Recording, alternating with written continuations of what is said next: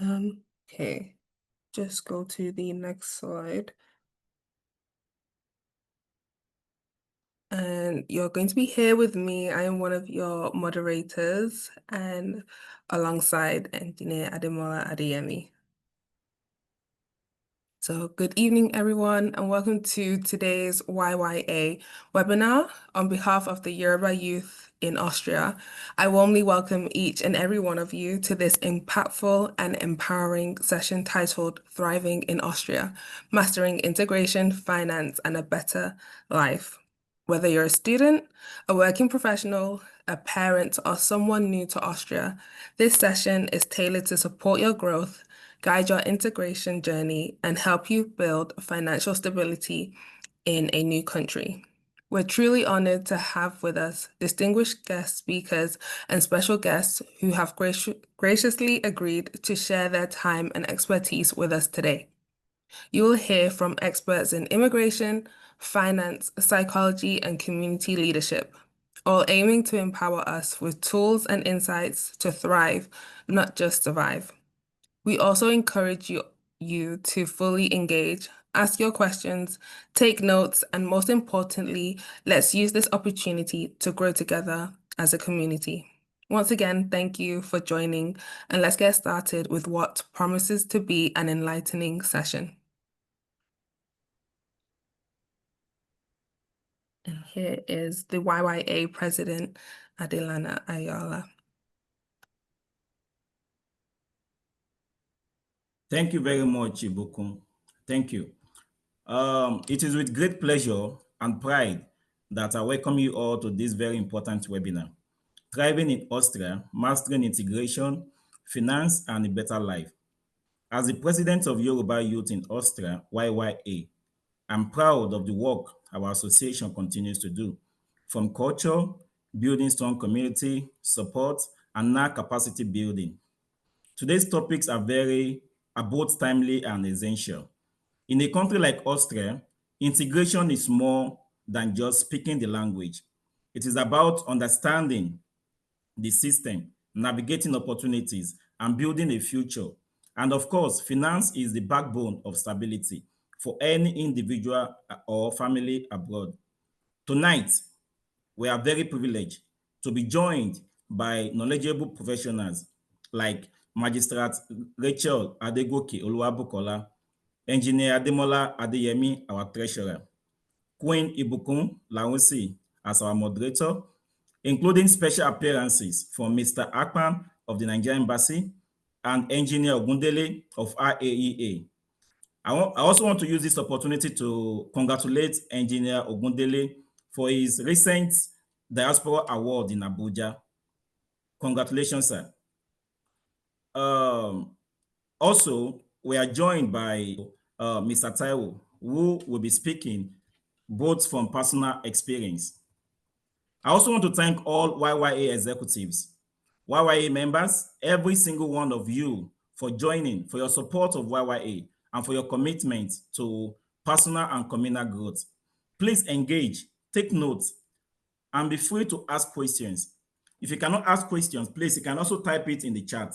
Trust me, we have people who monitor the chat and they are going to respond to your questions. Let me close by reminding every one of us, we are stronger together.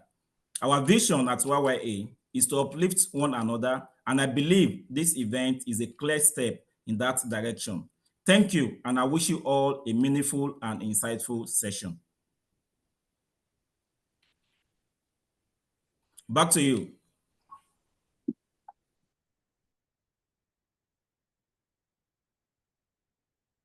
Now we have Engineer Ademola that will help us to introduce the YYA executives.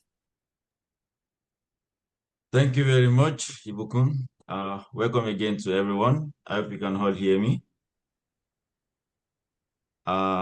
Today, like we say in Yoruba, you have to allow me to speak one or two words of Yoruba. So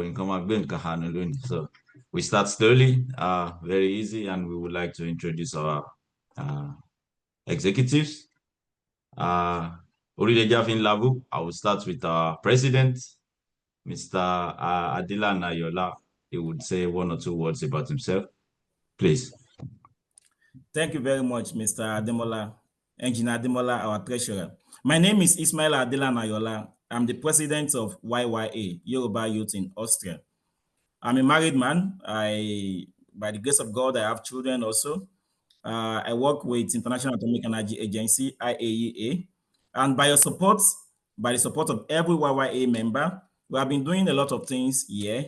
And today is the beginning of greater things to happen. Thank you very much, everyone. And you are welcome to this webinar. Thank you very much, Mr. President. Thanks for keeping it short as well, because time for us is very important today. We would like to keep everything as short as possible. I will continue with my able Vice President, Mr. Adeni Ibangwala. Will you please say one or two words about yourself, please? Thank you very much, Mr. Treasurer. Thank you very much. Anyway, as you all know, I'm Adeni Ibangwala. I'm from Lagos State, and I've been in Austria for 24 years. I have 2 kids, and yeah, I'm sales manager. So for now, that's from my side. Thank you very much. Thank you very much. That's my VP, Oduni Wanshama for local. I would like to continue also with our secretary. I'm not sure if she was able to join us yet. Sister Tinuke, are you here already? Okay, I'm not sure she's there. Anyway, this is our secretary, Mrs. Rapan Atinuke. She lives in Linz. She's married as well too, and she's working with one of the biggest company here in Austria, Voestalpine. I will continue in that sense with our assistant secretary. I'm not sure she's here as well. If you're here, Jessica, please say hello. Okay, I doubt she's here as well. She's still going to join us maybe as the programs goes. Jessica is, I call her Arese Jabata, because she's into art, she's into music. I'm sure when she joins us, maybe she will still say one or two words also about herself. At this point, I would like our PRO1, I've heard his voice already on this program, Mr. Temitope Olabijoye, to say one or two words about himself too. Please, PRO.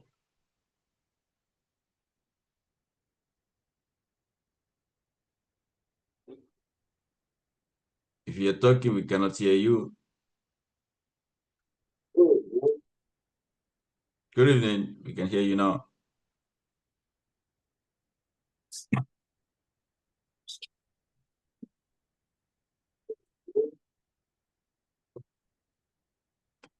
Hello, Tope, are you there? Okay. Mr. Temitope Olabijoye is also Oduni in Vienna.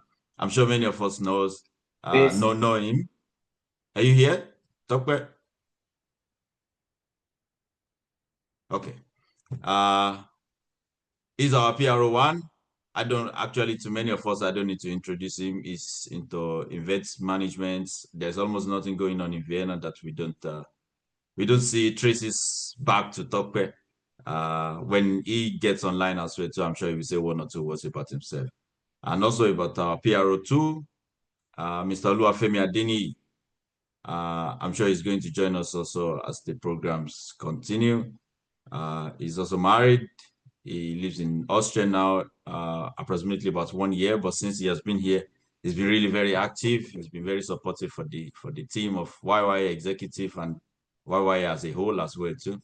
When he joins us, he would most probably say one or two words about himself. At this point, Orekilewa, Princess or Queen Ibukun Larency, you've heard her voice already, but maybe she will say one or two words about herself still.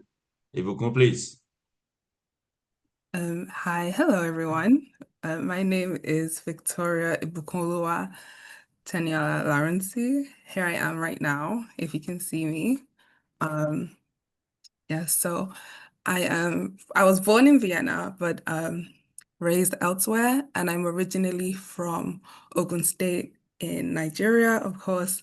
And I am a great lover of culture and being able to experience your culture outside of where you're from originally. And I love just community and getting people together. And I really hope you all enjoy today. Thank you. Thank you very much. I call her sometimes to involve me because the way she speaks English is not before here, like we always say in Pidgin. I would like to continue with my able treasurer, our lower button from Waloni, Mr. Oladayo Tinoye. Will you say one or two words about yourself, please? Thank you very much, Mr. Ademola. My name is Tinoye Oladayo, and Mr. Ademola here is my boss. We work together to manage finances here at the Yoruba Youth in Austria. It's nice being here today. I'm a student at the University of Vienna. I'm currently studying for my master's degree. I'm currently studying for my master's degree in applied economics. Yeah, thank you. Thank you very much, Mr. Oladayo Tinoye. To myself, my name is Adeyemi Ademola. I'm also from Ogun State, Omo Ijebu precisely. I've been living in Austria now about 14 years. I'm studying, doing my master's at the moment, and I'm working also as a building technician. So as the programs continues, maybe we'll get to know each other more. So Ibukun, over to you. Yes, so I will be introducing the next guest speaker, and that is our lovely Rachel Adegoke, who is a case manager and psychologist at the AMS Austria, and her topic is integration into Austria. Hi, everyone. Wait, I need to put on my video. Okay. One moment. Yeah. So good afternoon. My name is Rachel Adegoke. Well, some might not know me as Rachel. In the African community, mostly know me as Buki, but I go by Rachel everywhere here. So today I'll be talking about integration. I've been in Vienna approximately 25 years, and I came also as a student. So, but I came as a secondary school student, so I was able to integrate myself into the system. So today we are going to talk a little bit about integration and working and all that and so forth. I've seen Brother Taiwo is very vast when it comes to education. So yeah, I think if you have further questions concerning validation of your degree, maybe you can further the questions to him, but I will be more talking about working and using your degree to work in Austria and how you can succeed as a foreigner, as a non-EU citizen in Austria here. So the first thing is degree recognition. Degree recognition and professional qualification go hand in hand somehow. It depends on how long you want to stay in Austria. And I feel that's the first thing every foreigner, it doesn't even matter if you are Yoruba or whatever, or you come from Nigeria, every foreigner in this country should ask themselves first, how long do I wish to stay in Austria? And if you can answer that question, if your answer is above 5 years, then German language is very, very important. If you don't speak the language or you're not ready to learn the language, I'm so sorry to say that you'll be left behind in so many things. To progress in this country, or maybe this country might not be for you because you'll be left aside in so many things. You need so many people, unless you're working in an international company. So many people will leave you behind in so many things, or you have to need someone to translate a lot of things for you. And as the Germans would say, es ist sehr mühsam. It can be very, a little bit frustrating sometimes if you need someone to always translate for you. Unless you're working in international firms and you'll be like, no matter how much years I spend in Austria, I won't be needing anything from them. Then German language might not be so important. But if you don't know yet, if you live in Austria and you spent up to 5 years, I will beg you to learn the German language. Just learn the language. You don't have to be C1 certificate holder of German. You can just learn your language to a level whereby you can read, write, and communicate and understand what people are speaking. You don't even have to understand the dialect. Just understand the Hochdeutsch, and it's fine. So talking about the degree recognition, there's a process, the notification process, and this is just comparison. And this thing, it takes place whereby the Austrians compare your degree to the degree of Austria and see if it's that level. If you bring your certificates to Austria and you'll be like, you know what, I want you to recognize it because I was a doctor in my home country and I would like to continue working as a doctor, they will compare. They will compare because after they ask you for your document, they're also going to ask you for your transcript, which includes your hours, your the subjects you've done, and your grades. So they will compare everything together and see if it's up to that standard, if it's up to that level. If it's not up to that level, you will get definitely a letter if you're able to do the examination. The examination might vary. You might be lucky to be in English, but most of the time is always in German language, even to the level of B2, depending on what you studied or what you require to do in the future. So please make your research concerning degree recognition, but please don't put yourself aside and be like, they're not going to recognize my degree. This was what I studied, but you never know. Just try it as much as you can do. You never know where your degree can take you to. But of course, there's some professions that are very, very important in Austria. It's not because some are not recognized, but it's because Austria needs some more important than the others. For example, teachers are needed. And if you want to be a teacher in Austria and you were a teacher in your home country, you have to learn German, and your German has to be up to the level B2. And believe me, you're going to do examination before you can even be a teacher in Austria. They're going to test you. And after the examination, you're going to be licensed as a normal teacher in Austria, as well as doctors. Doctors, we have so many doctors from Ukraine at the moment. We have so many doctors from India. But it's so sad to see very few doctors from Africa as a whole and in general. But doctors are needed a lot, as well as nurses, as well as people that work in old people's home, which I'm very, very proud of. There's so many people, so many Africans that are working as nurses now in Austria, which is fantastic. They're really thriving in that area, learning the German and going to school and being nurses.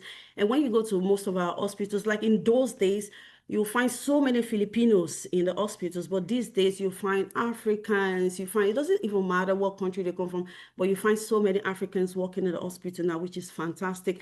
And they speak to you with Dutch might not be perfect, believe me, but they communicate with you and you understand that they're doing their job very good, and that's a step forward. So please don't hold yourself back if you feel that this is where you would like to go to. Just go ahead and do your thing. And lawyers being asked for, it's very hard also to see African lawyers in this country. If you know that you were a lawyer, please go ahead and try to make your degree recognized. It doesn't matter if they call you forth. I think that's where the problem is, where I think when they call people to do the examinations, and then people freak out and then they back off. Like Brother Taiwo just wrote that he will be ready to talk more about the recognition of degrees.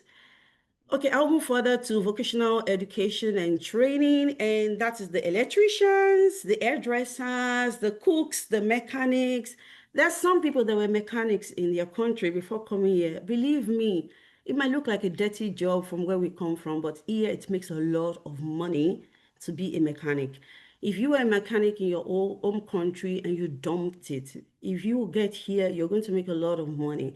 There's so many auto firma, car companies that are actually looking for mechanics, and they earn more than the average of income that so many people are actually earning here. And if you wish in the future to have your own Kfz Werkstatt, a mechanic place where people repair their cars, believe me, you would not believe how much you'll be earning, because a lot of people have cars and they want somewhere where they can actually repair their cars and somebody actually understands them or understands their language. So There's no shame being a cook or being a mechanic, and just get your degree done or get your degree recognized by the government, and you can hold your thing. Since there's already a volunteer going to talk more about recognition of foreign certificates, I would like to move to the next slide. Yeah, thank you very much. So job opportunities for students. One thing I noticed about non-EU students in Vienna is that they don't like to work in Foodora. Foodora makes a lot of money, and Foodora is looking for a lot of people to work for them. There are many Africans that can ride bicycle, that can use the e-bike and stuff like that. Foodora makes it open for you to earn as much as you work. And Foodora is very, very fantastic. If you work, yes, students are allowed to work 20 hours per week, depending on the kind of bevilligung you have, like the kind of visa you have. But during the summer break, you're still allowed to work a little bit more depending on your boss. All you need to do is to be bold enough and talk to your boss and be like, can I work more hours, more than the 20 hours I work in winter or the EPS or the Frühling, and that's the spring and the falls. And depending on the person giving you the job, but Foodora is fantastic. I'm talking from how I've seen the people coming from the Arab countries, how they've been making a lot of money in Foodora. And then when you see them riding their bikes and going everywhere, you think that, oh, I can do this job because they did the job. Believe me, there's a lot of money behind that job. It pays more than a lot of jobs. The minimum, I mean, I really don't know what Dienstleistung is in English, but for a Dienstleistungsarbeit, it's always like 1,500, 1,700. Foodora earns actually more than that. So as a student, during the school hours or during the school semesters, you're only allowed to work 20 hours.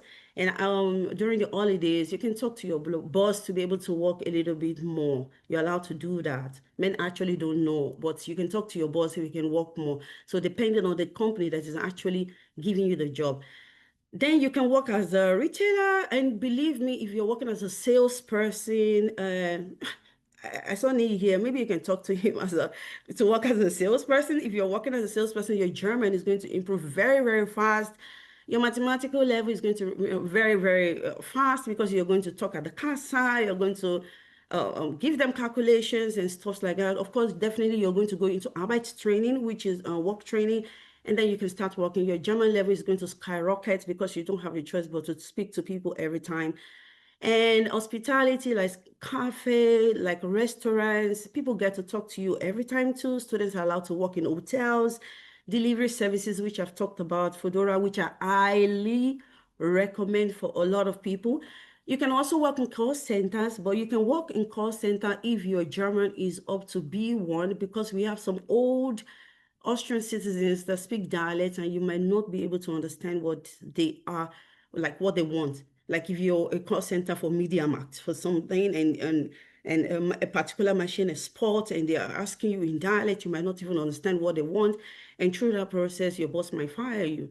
So the recommendation for German learning is very, very important. And you can also work in customer service. And the reason why I recommended Foodora before was mainly because, well, you don't really have to talk to anybody. You just have to deliver the food and that's it. And you're making your money.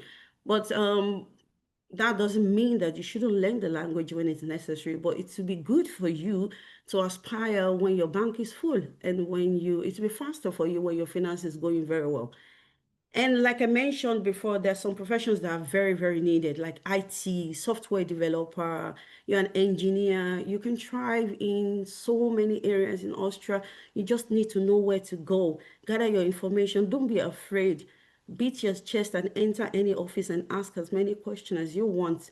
Else, nursing, natural service, science, and business, I can't really say much about it. If you come to this land with money, they will give you everything you want. I think if you go to any country with enough money, they give you everything you want. But if you really do, if you're a business person and you came to this land with money and you're ready to do business, it doesn't take them time to give you anything you ask for, because you're a business person and they know you're not going to stay forever, because Austrians don't really like people munching on them.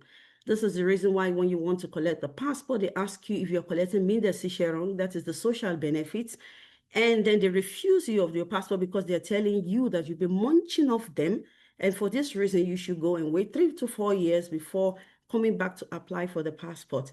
So they don't really like people munching off them. And what is required mostly in Austria is you working. You just need to work. It's a working country. They like people working. They like people paying tax. They like people adding into the system. They like when they open the data bank, they see that you've been working and you've been doing good. They respect you.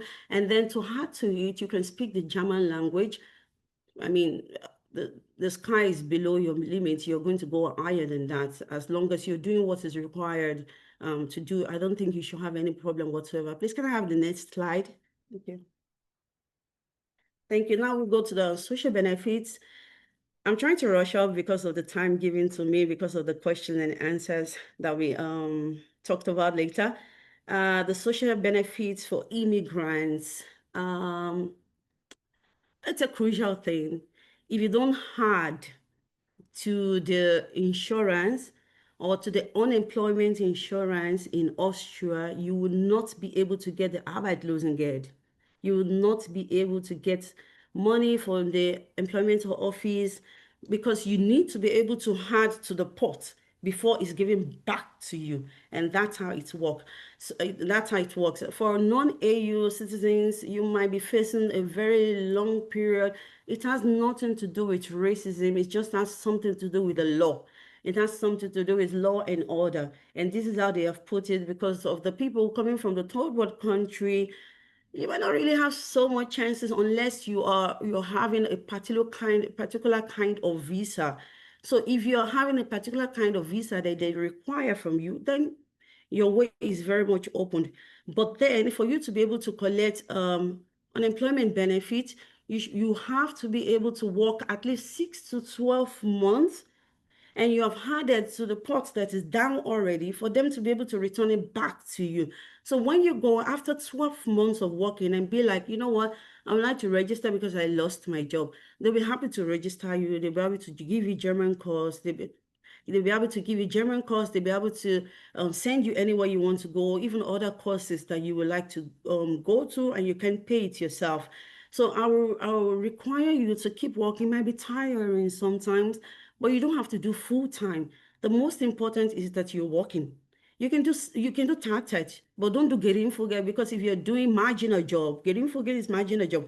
If you're doing marginal jobs, it's not recognized by the AMS. Nobody will give you a penny. You're just working for your pocket. But starting from Teilzeitarbeit, which is part-time job, 20 hours, 4 hours per day, you can get the benefits. You can get the unemployment benefits, and up to 1 year. But I recommend you as a non-EU person, for you to earn your respect, work as much as you can, work above that 12 months. Don't be like, oh, because I can work 12 months and I'm going straight to the AMS. But then concerning this, make your research. There are rules, there are orders, there are laws. But I will also say it's also depending on your birata.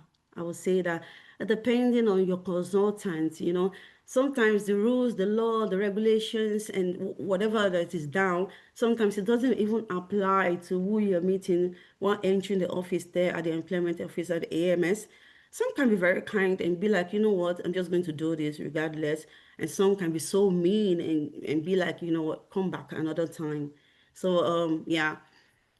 Moving to maternity and parental leave, there is Adegoke 4 and Adegoke nak, and this is 8 weeks before and 8 weeks after delivery. So this 8 weeks before delivery and 8 weeks after delivery is called Mutterschutz, and that is for the people that have been working.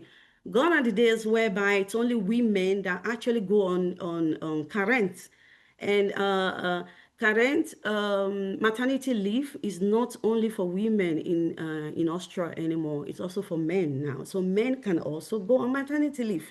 So when your wife is pregnant and she feels that she wants to go back to work, and your baby is still small, and you're a man, you can be glad to go on maternity leave. You just tell them at your workplace that my child is still very small. I would like to go on maternity leave because my wife would like to return to work.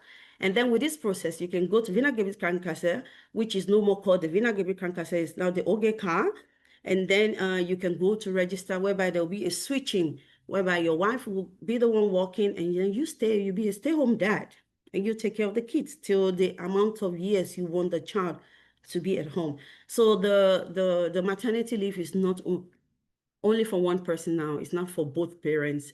But the 8 weeks before, 8 weeks after is the benefit that is received. The woman received the benefits, the mother shoot, because she can't walk 8 weeks before delivery. The pregnancy is already heavy, and 8 weeks after delivery. After 8 weeks delivering, she can then decide on what to do. She can discuss with her partner and be like, you know what, I used to be a working person and I can't stay at home. Why don't you take care of the baby while I go back to work? So it depends on the mutual agreement between the two. But my information here is just to say that men too do go on maternity leave. And current is till the child is 3 years old, and you will receive the child benefit. And I will also add to this: the person that is at home is the person that receives the child benefits. Is the person that receives the child's allowance. So the money goes into that person's account. And there's also family benefit, which is called the Familien by IFE. And before, it was always coming every 2 months, but now it comes every month. Everybody that has children here knows that already, that Familien by IFE comes every month now, depending on how old your children are. And then everybody can get that as long as you have the right residence permit. You can definitely get that. Everybody can get the family. It's just that you require more documents if you are a non-AU citizen. But if you are an AU citizen, there's less that is required from you. But if you're a non-AU citizen, there's another name for Austria, and it's called patience. You have to be patient with them because they take their time in working, and they will ask you, and it's a paper country, they will ask you for even papers that you can't even provide. So it takes a lot of time and a lot of patience.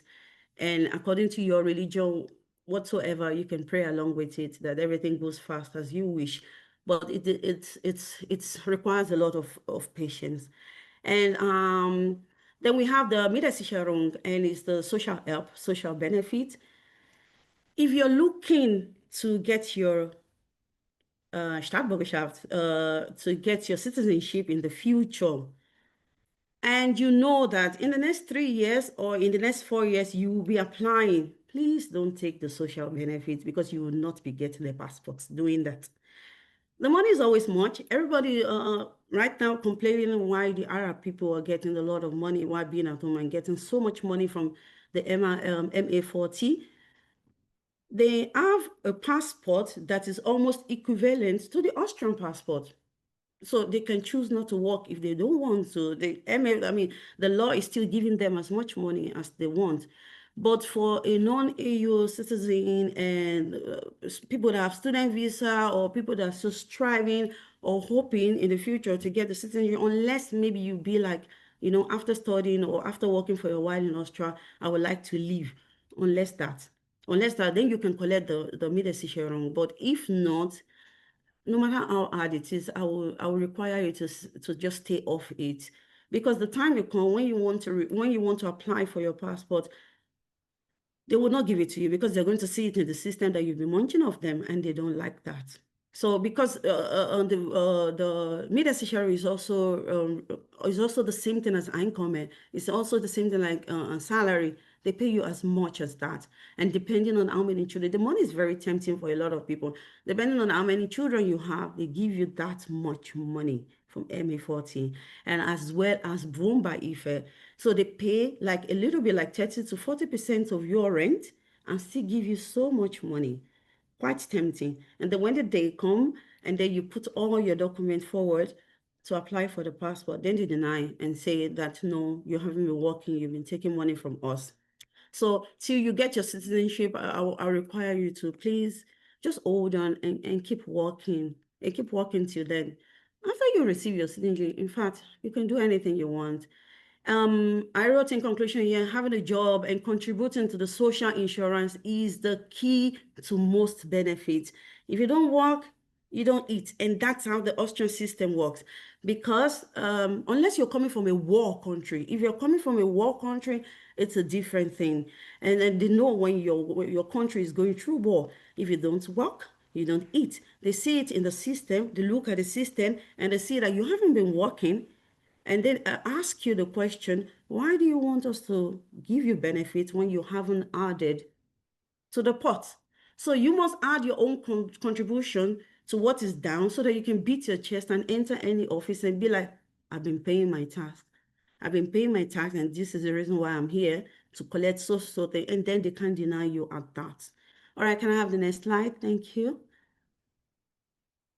All right, there's some key organizations. I heard that Mr. Akpan will be talking about immigration, so I might not be talking a lot about immigration, but I will talk about Caritas, and Caritas specifically help people in conflict and war, and especially the refugees. And the conflict I mean here is you come from a country that does not accept homosexuality, which is very rampant these days, and you claim that you're going to be killed because of your sexuality and stuff like that, they will take you, but you must have a generous, you must have a proof and stuff like that. Characters are always ready to accept people like that because they know that some people come from Sharia places whereby such things is a taboo and it's a taboo topic and you shouldn't even talk about it, not even you being homosexual in any way. So in conflicts like that, I would say they don't respect family conflicts. So they will tell you family conflicts are everywhere. So conflict like that, where it's involving taking a person's life, characters will be ready to up in that aspect. Then if you come from a war country, Caritas will be glad to give you a passport that is almost the same thing. And the reason why it's just 95% like Austrian passport, the 5% is just mainly because that person cannot go to his or her country. That's just it. But they're entitled to everything an Austrian is entitled to. And that's what the passport is meant for. They give them passport like that. And the people that are still in the war country, gone are the days whereby they go themselves to the war countries and bring their family to Austria. But unfortunately, they don't do that anymore. The law has changed. So they don't go to those war countries anymore by bringing their families here. But they still go as far as possible to do what they can do. And Caritas is one of the best refugee organization, humanitarian aid that really helps a lot of people in Austria, and they are well respected a lot. Then the IMS is one major place in Austria that's anything concerning job, you can't even do without them. That's it. Because in some aspects whereby you've been studying and then you got a company that hired you to work. After the company has hired you to work, they will still recommend you back to the AMS. And before you can work, your boss or whoever is hiring you, we still have to go back to AMS to ask for permission because they can't do anything without the IMS win. And so IMS is one particular place that is very, very important when it comes to schooling, job, benefits, and so on and so forth.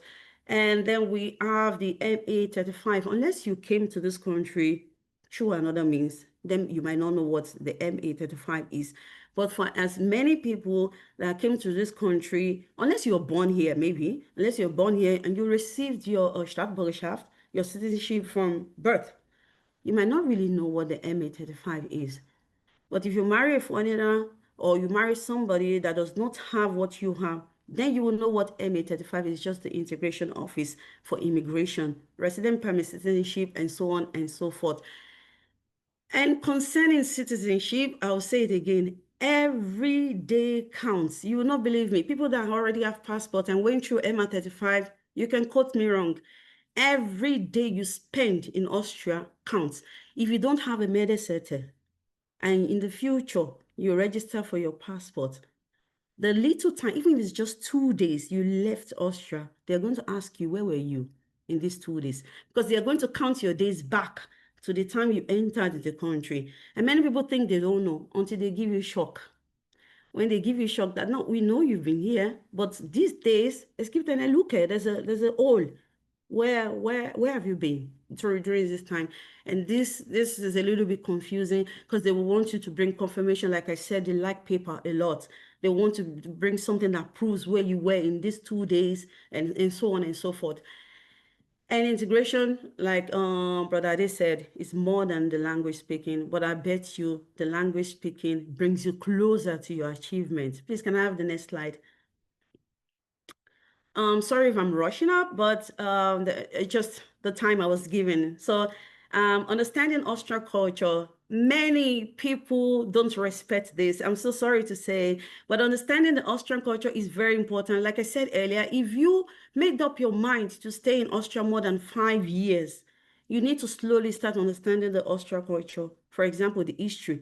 If you're going to collect your resident permit, if you're starting from the scratch, many are lucky that they didn't come through the asylum process. If you're a student, you might just skip this aspect until maybe you're able to marry and then you are pursuing your citizenship.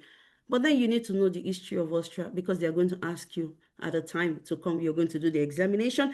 You're going to know it. And even if you don't like to know it, they will make you know it by force. But I think individually, it would be nice to know one or two things about Austrian history. And me personally, when I was reading about the history, I was quite scared. I mean, coming from Nigeria and all that, and knowing that so many wars happened starting from here, and knowing so many things in the past years that have actually gone under, as small as Austria is, they have been so powerful in so many things. You get some chills in your body. And so, but I will like you one way or the other. If you are interested, please try to know the history of Austria. And then moving into social values, Austria value privacy a lot. Please don't count it as racism. When you have stayed more than enough years in this country, you start valuing your privacy and you don't even know you're doing it as well. But whereby you might be living in a whole house and you don't even know your neighbor for 10 years.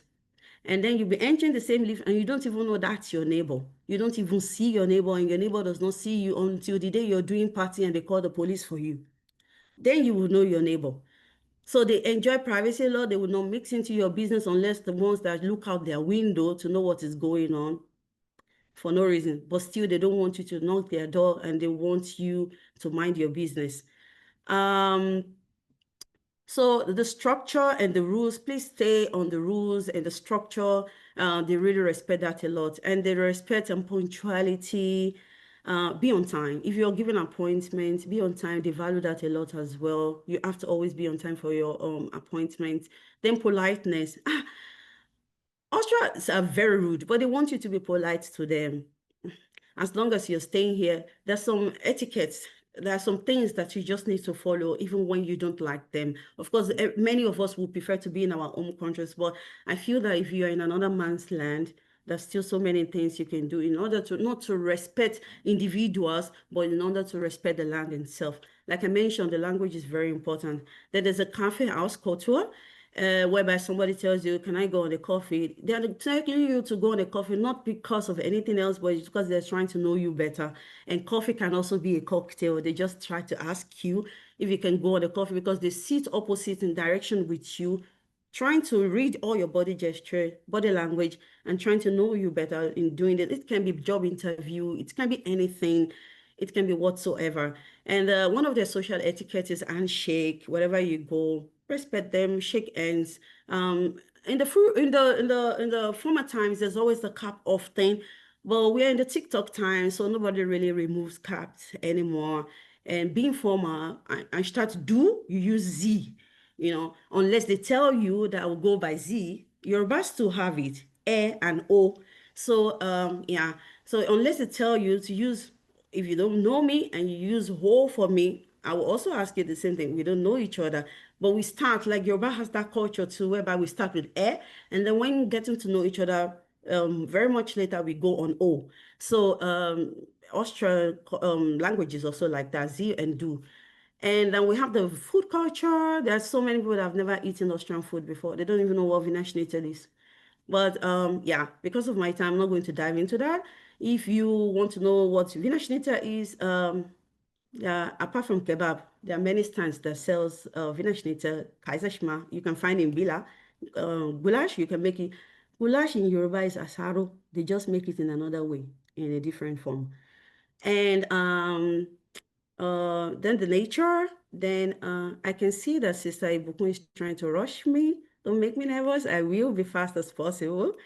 And during the Christmas time, you can also visit the Christmas markets, the flow mags, and the Volksfest. It's also nice. It's very, very beautiful, knowing all these things. And the regional differences. Learn also the regional differences Vienna is different from Niederösterreich, and they have different ways of dressing, and they have different food.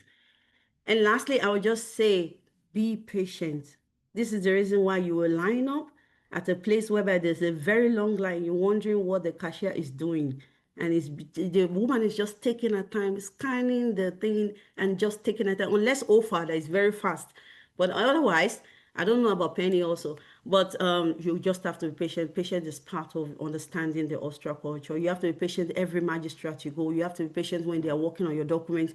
You have to be patient everywhere you go, talking to them or doing things with them. Just include patience. We Nigerians, we are not really patient because we do our things very fast and we get it done, and that's it. But here it's the opposite. They are very, in fact, I won't use the word slow, but they have a different mentality, completely different. You just have to be patient with them. Can I have the next slide, or is this the last slide? Okay. So the pathway to permanent residence is walk, walk and speak the language. They will ask you what level of German you have. They will ask you for your degree. Anyway, people that are still collecting visa knows that if you're going to collect your permanent residence or your citizenship, they will ask you what level of German you are at the moment, and they will tell you that you give something to prove that. Stay away from crime is no deal. We all know that. Stay registered. Like I mentioned before, your Medsetter counts. Your Medsetter, as long as you're in Austria, every day counts for you. If you are traveling, please inform whosoever. Please, it's just stay registered. Just stay registered is very, very important. Every day of your stay in Vienna counts for you, counts for your children, counts for your partner. Can I have the next slide, please? Okay, housing and accommodation. Don't get scammed. There are a lot of scammers out there. There are people that get the house and give it to you, and then 1 year they will tell you to move out, and then when you go to meet them, they tell you it's not me. You rented the place. It's not on me that you were chased out. It's just very sad that in Vienna they have a housing system that is very, very, very confusing and very difficult. A normal person cannot just come into Austria and be like, I would like this apartment, I would like to rent it. They'll tell you to aside the 3 months deposit, which now these days you're not allowed to pay any provision. If anybody tells you to pay any provision, it is a lie. Under the law, there is no provision. The person that is giving the real estate the contract is supposed to pay the provision, not you. So most of people that give you apartment, we tell you to pay caution and pay provision. It's wrong. You're only allowed to pay caution. No provision is needed. The provision is supposed to be the contract giver and not you. So 2 months, then they require from you 2 months pay slip. If you're not working, then or they tell you to bring somebody that can stand for you, which I've seen a lot of things, and I've heard a lot of people, even when other people stand for other people, they don't pay the rent and then they run away with it. But housing and accommodation in Austria, I just know that you need to have 2 months pay slip, very important, or you get somebody to stand for you, and you pay 3 months deposit, and you must have a valid resident permit unless you're going to stay in Wohngemeinschaft, whereby somebody had already rented the place and then they just need other people to fill in the rooms. With this, nothing might be required. You only need to talk to the person, how much am I paying and how much do I pay every month, because the owner of the apartment lives with you in the flat. And then we have Gemeindewohnung. The way to Gemeindewohnung is almost the same way to your visa.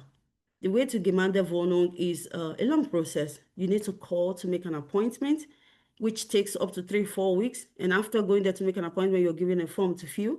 And after filling the form, you're called in. And then they talk to you. A beraterin will talk to you, ask you for all your documents. And when all your documents are not complete, they tell you to go back, get them. And if you feel you cannot get those documents, then you have to wait till you are able to get those documents. And if you're able to get those documents, then they'll tell you to send it by email. And then they will give you a link and a code. And they tell you with this link and code, you can search for apartments. You can search for apartments yourself. And then afterwards, if you find one, then you contact the Wiener Wohnen and tell them that you have found one. And if not, you have to wait from 6 months upward, depending on who is handling your case. And then you're given 2 options.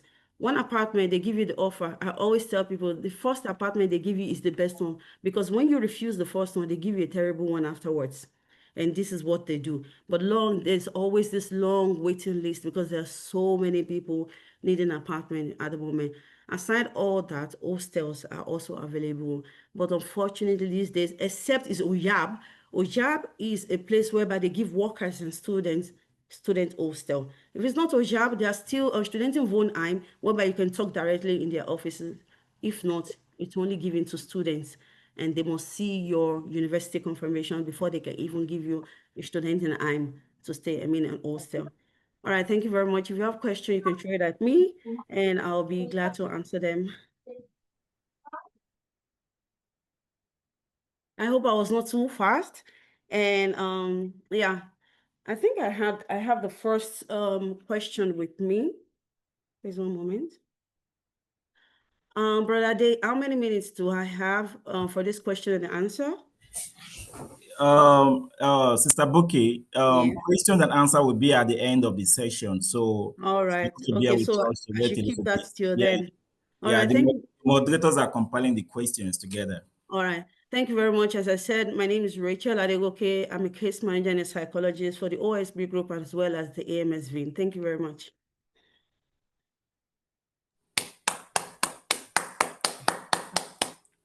Thank you so much. Thank you so much. We've learned really a lot. Thank you so much.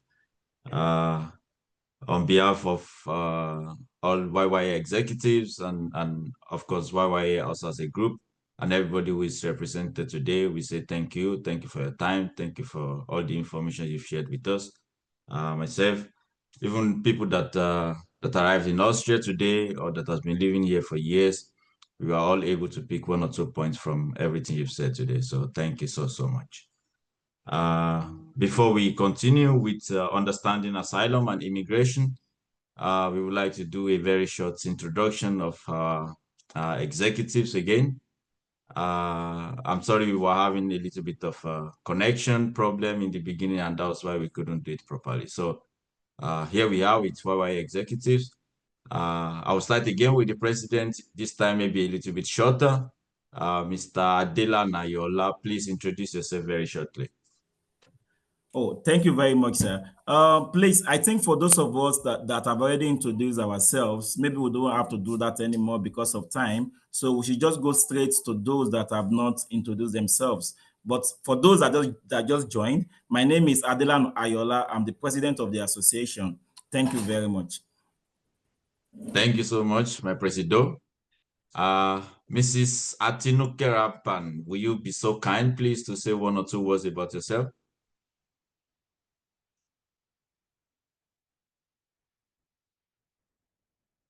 Sister Tinuke, are you with us? Okay. I'm guessing she's... Thank you. They are telling me, can you switch on your... Because, where is it? All right, I think Sister Tinuke cannot, maybe is having some technical problems. I would like my PRO1, Mr. Temitokwe Oladujoye. Please say 1 or 2 words about yourself, Mr. Temitokwe.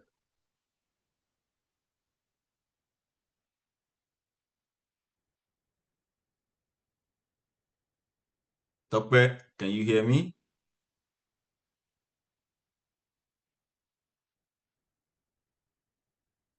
Hello.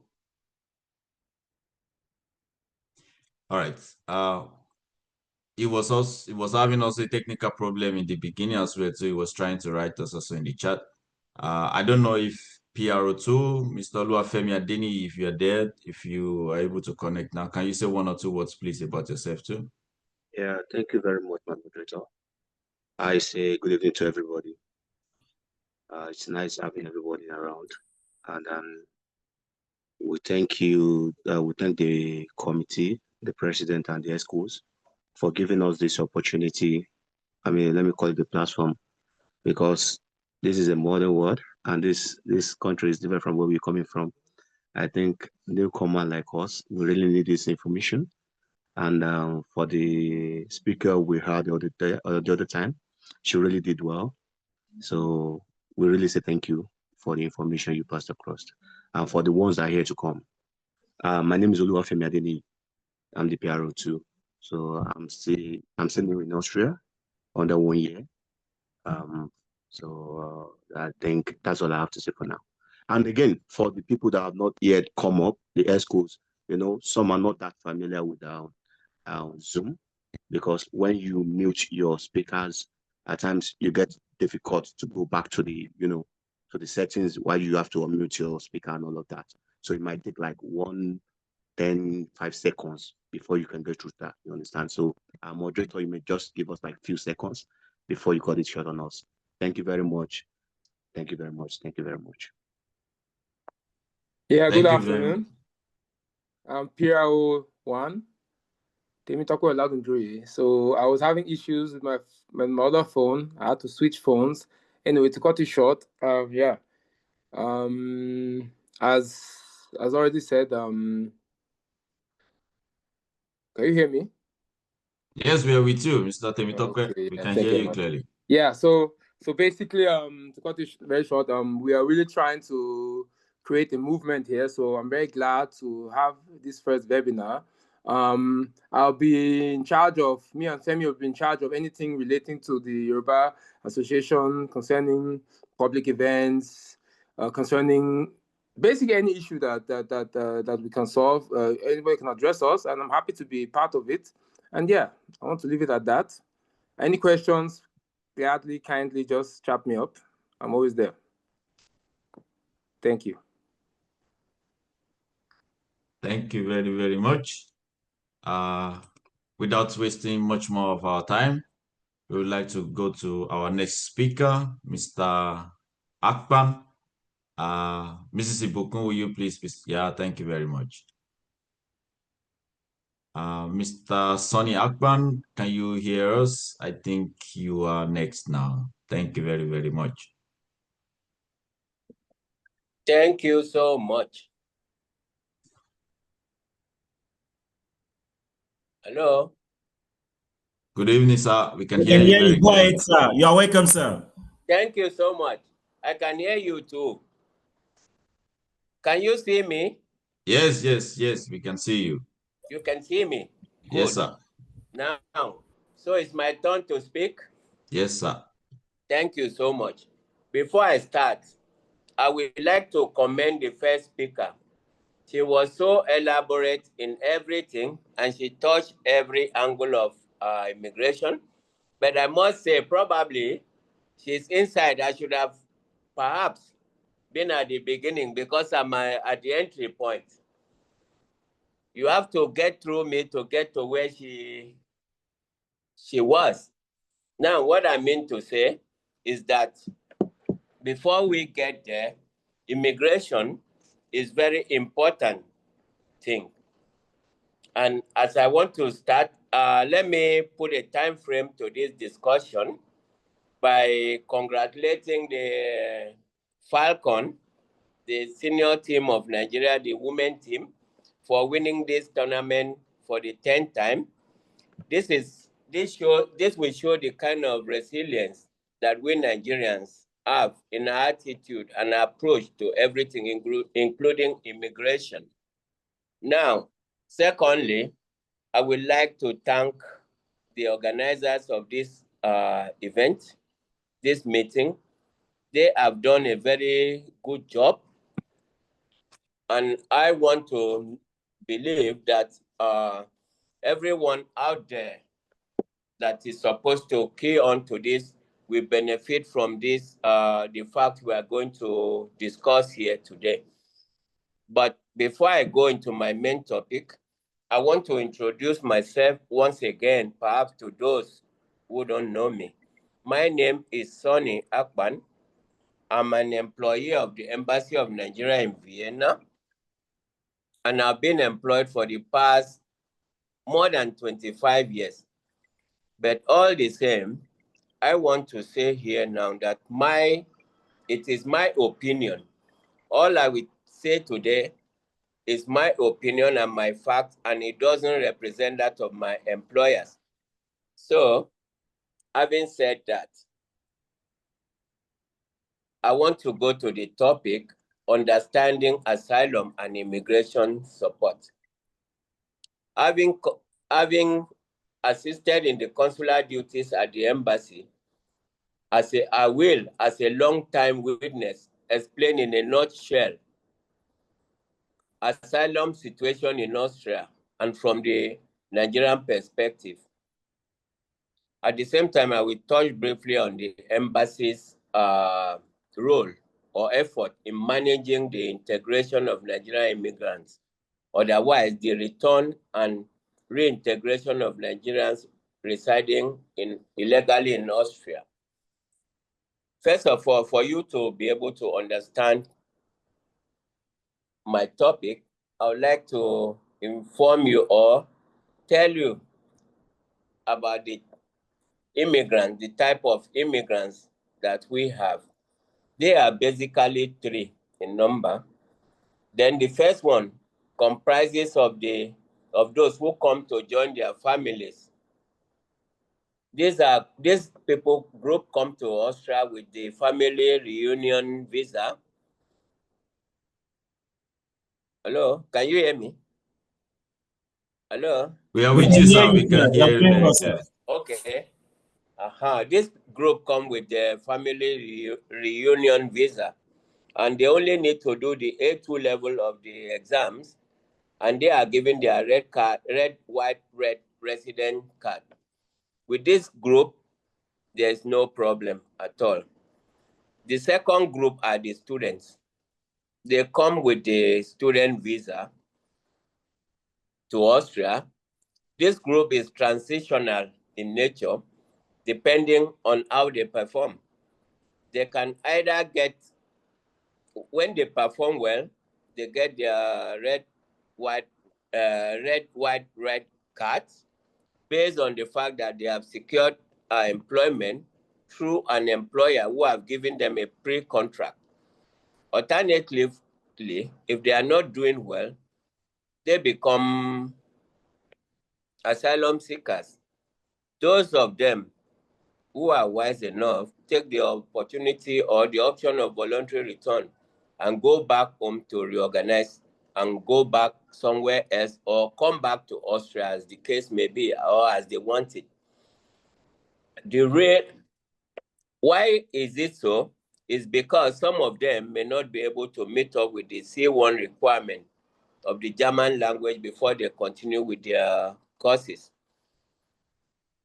And no one informed them how difficult it is for the A1 German level to be attained by students. So they come believing that they can continue with their courses as soon as possible. But unfortunately, some of them don't go through this level. Either they go back home voluntarily or they become asylum seekers. Now, the third group, which is my focal point for this discussion, is the asylum seekers proper. The questions are, who are the asylum seekers? Why did they seek asylum? And how did they end up here? The core asylum seekers are those who left Nigeria for greener pasture. Yes, these people, they either come to Austria because they have been misinformed and they didn't know actually what asylum seeking means. In recent years, many have fallen prey to misinformation by some Nigerians abroad and trafficking gangs who exploit their vulnerabilities for personal enrichment, especially from those lacking education. These Nigerians are lured with false promises of greener pasture, and when they arrive in Austria, they find themselves with no option other than seeking asylum, as is the only legal pathway to remain in Austria. They were not told that asylum seekers were not permitted to work. And on getting to know that they cannot work, they become frustrated and disillusioned. This group becomes ready pool for criminally minded people seeking conscription into criminal society.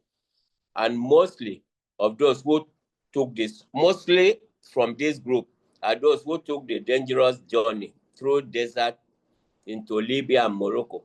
A lot of them have lost their lives, but those who happen to make it are disillusioned by the negative asylum decisions, bearing in mind what they went through to arrive in Austria. They often reject the voluntary return. They don't take the voluntary return option, so they remain in Austria as irregular immigrants. Secondly, like I've earlier mentioned, the second category migrants are students who do not realize the intensity of the required German level of C1 before they begin their studies. This category often opt to return voluntarily to Nigeria when their school refuses to issue them necessary courses, attendance confirmation letter, necessary for them to renew their visas. In some cases, those of them who have met with plenty Nigerians who will convince them that the way out is for you to take asylum, they readily take asylum. But because they have submitted their information to the embassies before they left Nigeria, their asylum is often decided very quickly. And by the end of it, they become also irregular immigrants. So in this situation, what is the role of the embassy in assisting this kind of people? Before 2015, irregular immigrants were left alone for a long time, as long as they do not commit any crime. But after 2015, with the influx of immigrants from other continents, including Asia, the attendant increase in crime make it mandatory for the government to facilitate the asylum procedures, meaning that asylum procedure that used to take maybe 3 to 5 years is now taking 3 months. What do we have in this instance now is plenty Nigerians that have now joined the pool of irregular immigrants. What options are open to these Nigerians now? One, before this time, once you have stayed up to 5 years and they know you'll be eligible to apply for the humanitarian visa in 8 years, what they do as a transitional way of assisting, the host authorities, is to give what they call the doldum.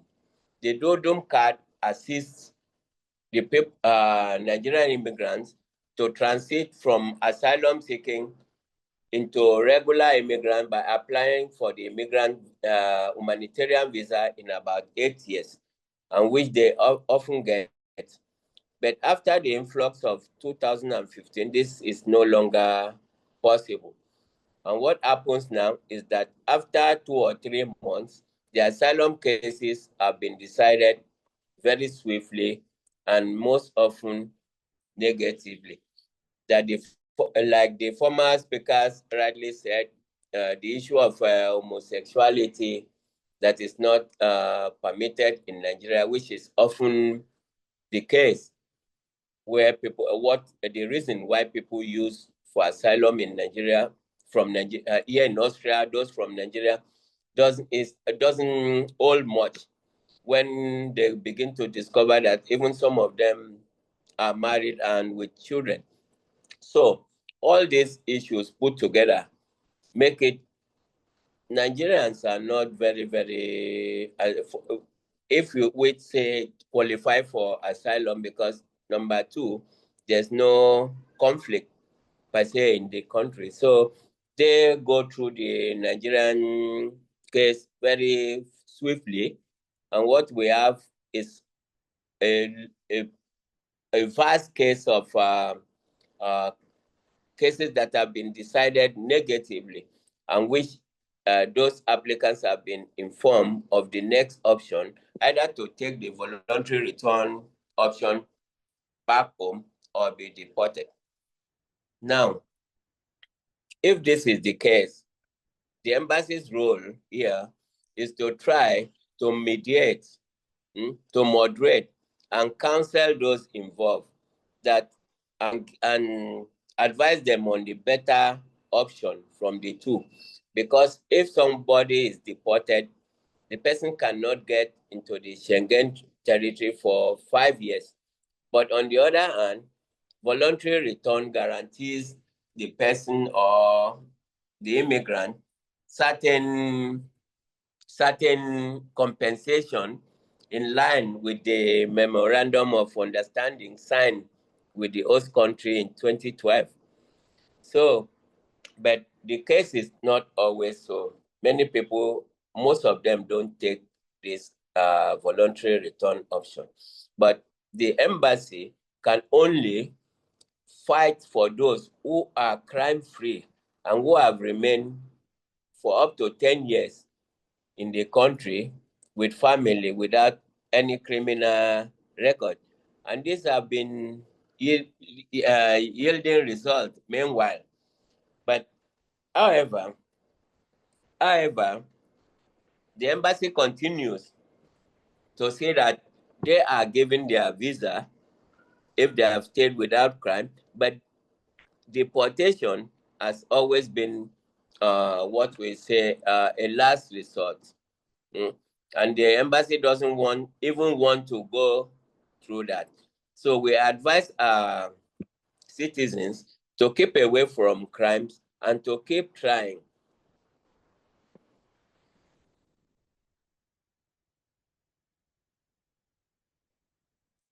Please, I need to, the students in this case, they take more advantage of the voluntary return than those who came through the road like Libya, because they know what it is to be given an entry ban. However, those that come from Libya must, because they are not working and they have certain responsibilities here and back home, they are often prone to crime. Then it is very difficult to assist this group of people since they have already committed crime, and Nigeria is zero tolerance for criminality. So it becomes very, very difficult to assist them. But all of what I want to say at this point in time is that asylum seeking is no more lucrative that it used to be before. And regular migration should be encouraged as much as possible. If you are coming as a student, you work hard, very hard to pass your C1 exams. But if you are coming as seeking a greener pasture, the time for that has gone by since 2015. The country now works very fast to decide asylum cases, and all these are placed before the embassy. The embassy they are putting pressure on the embassy to ensure that they get the traveling document to bring the regular migrants back. And this has always been the bone of contention. The embassy keeps trying for them, and we also thank God that due to the effort of the federal government, very few of them are coming from this direction. So therefore, there have been a considerable increase in numbers of voluntary returns against deportation as a result of the embassy's request for more attractive offer by the host government through the relevant agency. Consequently, in 2023, 174 returned voluntarily as against 123 deportations. By October 2024, a higher number of 74 voluntary returns were recorded. On the home front, the federal government initiatives are also yielding results. For instance, due to the impact of awareness campaign, Nigeria has seen a significant drop in irregular migration, and asylum application in Austria have reduced significantly. Also, law enforcement cooperation initiatives like the Nigerian-UK Joint Border Forces has served to reduce border crossing into Libya, a welcome development for European countries, including Austria. In view of this, Nigerian asylum application in Austria dropped significantly from 673 in 2014 to 2022 to 161 in 2023, and the individuals are currently seeking asylum as indicated in 2024 chart posted in Statistics Austria, and just 88 individuals, please. So therefore, we can see this progress recorded by the federal government and the embassy. This is to the advantage of those within, because it's increasing their chances of getting the resident permit.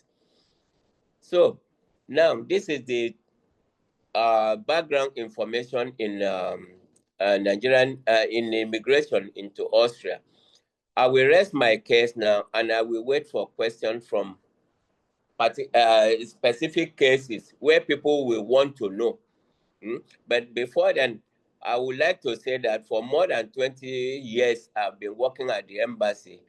I've witnessed the embassy's sustained commitment in supporting reintegration effort of Nigerian migrants, and most of the time we recorded success. However, if deportation becomes the last resort, the embassy in this case emphasizes the importance of treating returnees with dignity and ensuring that their rights are protected. I have also witnessed the embassy effort in encouraging further cooperation between authorities and Nigerian institutions to ensure women and sustainable migration. For example, the embassy sustained effort to sell the reverse immigration program established by the country through the International Organization for Immigration, IOM, to guarantee the job opportunities, training, and resettlement in Nigeria for those who have unsuccessfully exhausted all avenues to legally stay in the country. It was disappointing to see that despite the lofty offers of this reverse migration program, one person opted for this one-time opportunity from the host country. The program was put to end due to inadequate participants for the targeted group.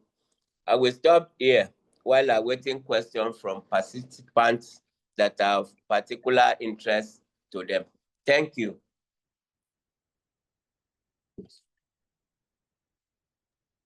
Thank you so much. Thank you, sir. Thank you, sir. We really love you. Thank you. Thanks for the information. Thank you so much. That was quite a lot of information. I'm sure you have a lot of things more you still want to share with us. But Yes. you have really enriched our life with the short information you've shared with us now. So thank you for your time. Thank you very much. We've been getting a lot of questions coming in at the end of the session. When we get to the question and answer sessions, we will put the questions to you, and we hope and believe you'll be able to answer the questions for us. So on behalf of the executives and the whole of YYA, we say thank you very much again. Thank you. Thank you so much. Thank you, Mr. Moderator. Thank you. So, Ibukun, are you with me? Yes. No, not you, sir. Okay. We would like to invite our next speaker, Engineer Oluyemi Ogundele. I'm sure he has a lot of interesting information he's going to tell us also about living meaningful abroad, specifically about Austria, in terms of career and cultural perspective. He will introduce himself. He will tell us about all the things he's been doing also in Austria and how we can go about this thing. So, Engineer Oluyemi Ogundele Orukolamangpe Oba, I hope you don't mind that I call you this way. You're next, sir.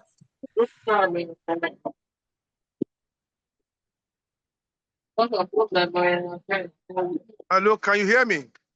We can hear you very clearly. Thank you so much. You're welcome. Okay, I'm somewhere in Abuja here. Yes, and sir. I think I will be very brief. As far as network is still nice to me. If you can hear me, that would be great. Can you see We me can as hear you. well? Yes, we can see you. We can see you. Can you see me? We can see you. We can Okay. see you. So thank you very much. Okay. It's a bit loud here, but I think I can hear you. Thank you very much for your initiative to put together this program. It's really very interesting. It's first of its type, and I'm happy to be part of it. So I thank the organizers for putting this together. I'll be very brief. I'm supposed to talk about how to get ourselves integrated to the system and how things can function. It's not very easy to integrate in a country like Austria. Coincidentally, when we talk about integration, the first thing that comes to people's mind is ability to speak the language and to have a resident permit. But I believe integration is far more than that. Please, if you are not hearing me at any stage, let me know. Like We I are said, with it's a you, bit sir. loud here. We can hear you very clearly. We can hear you. Okay.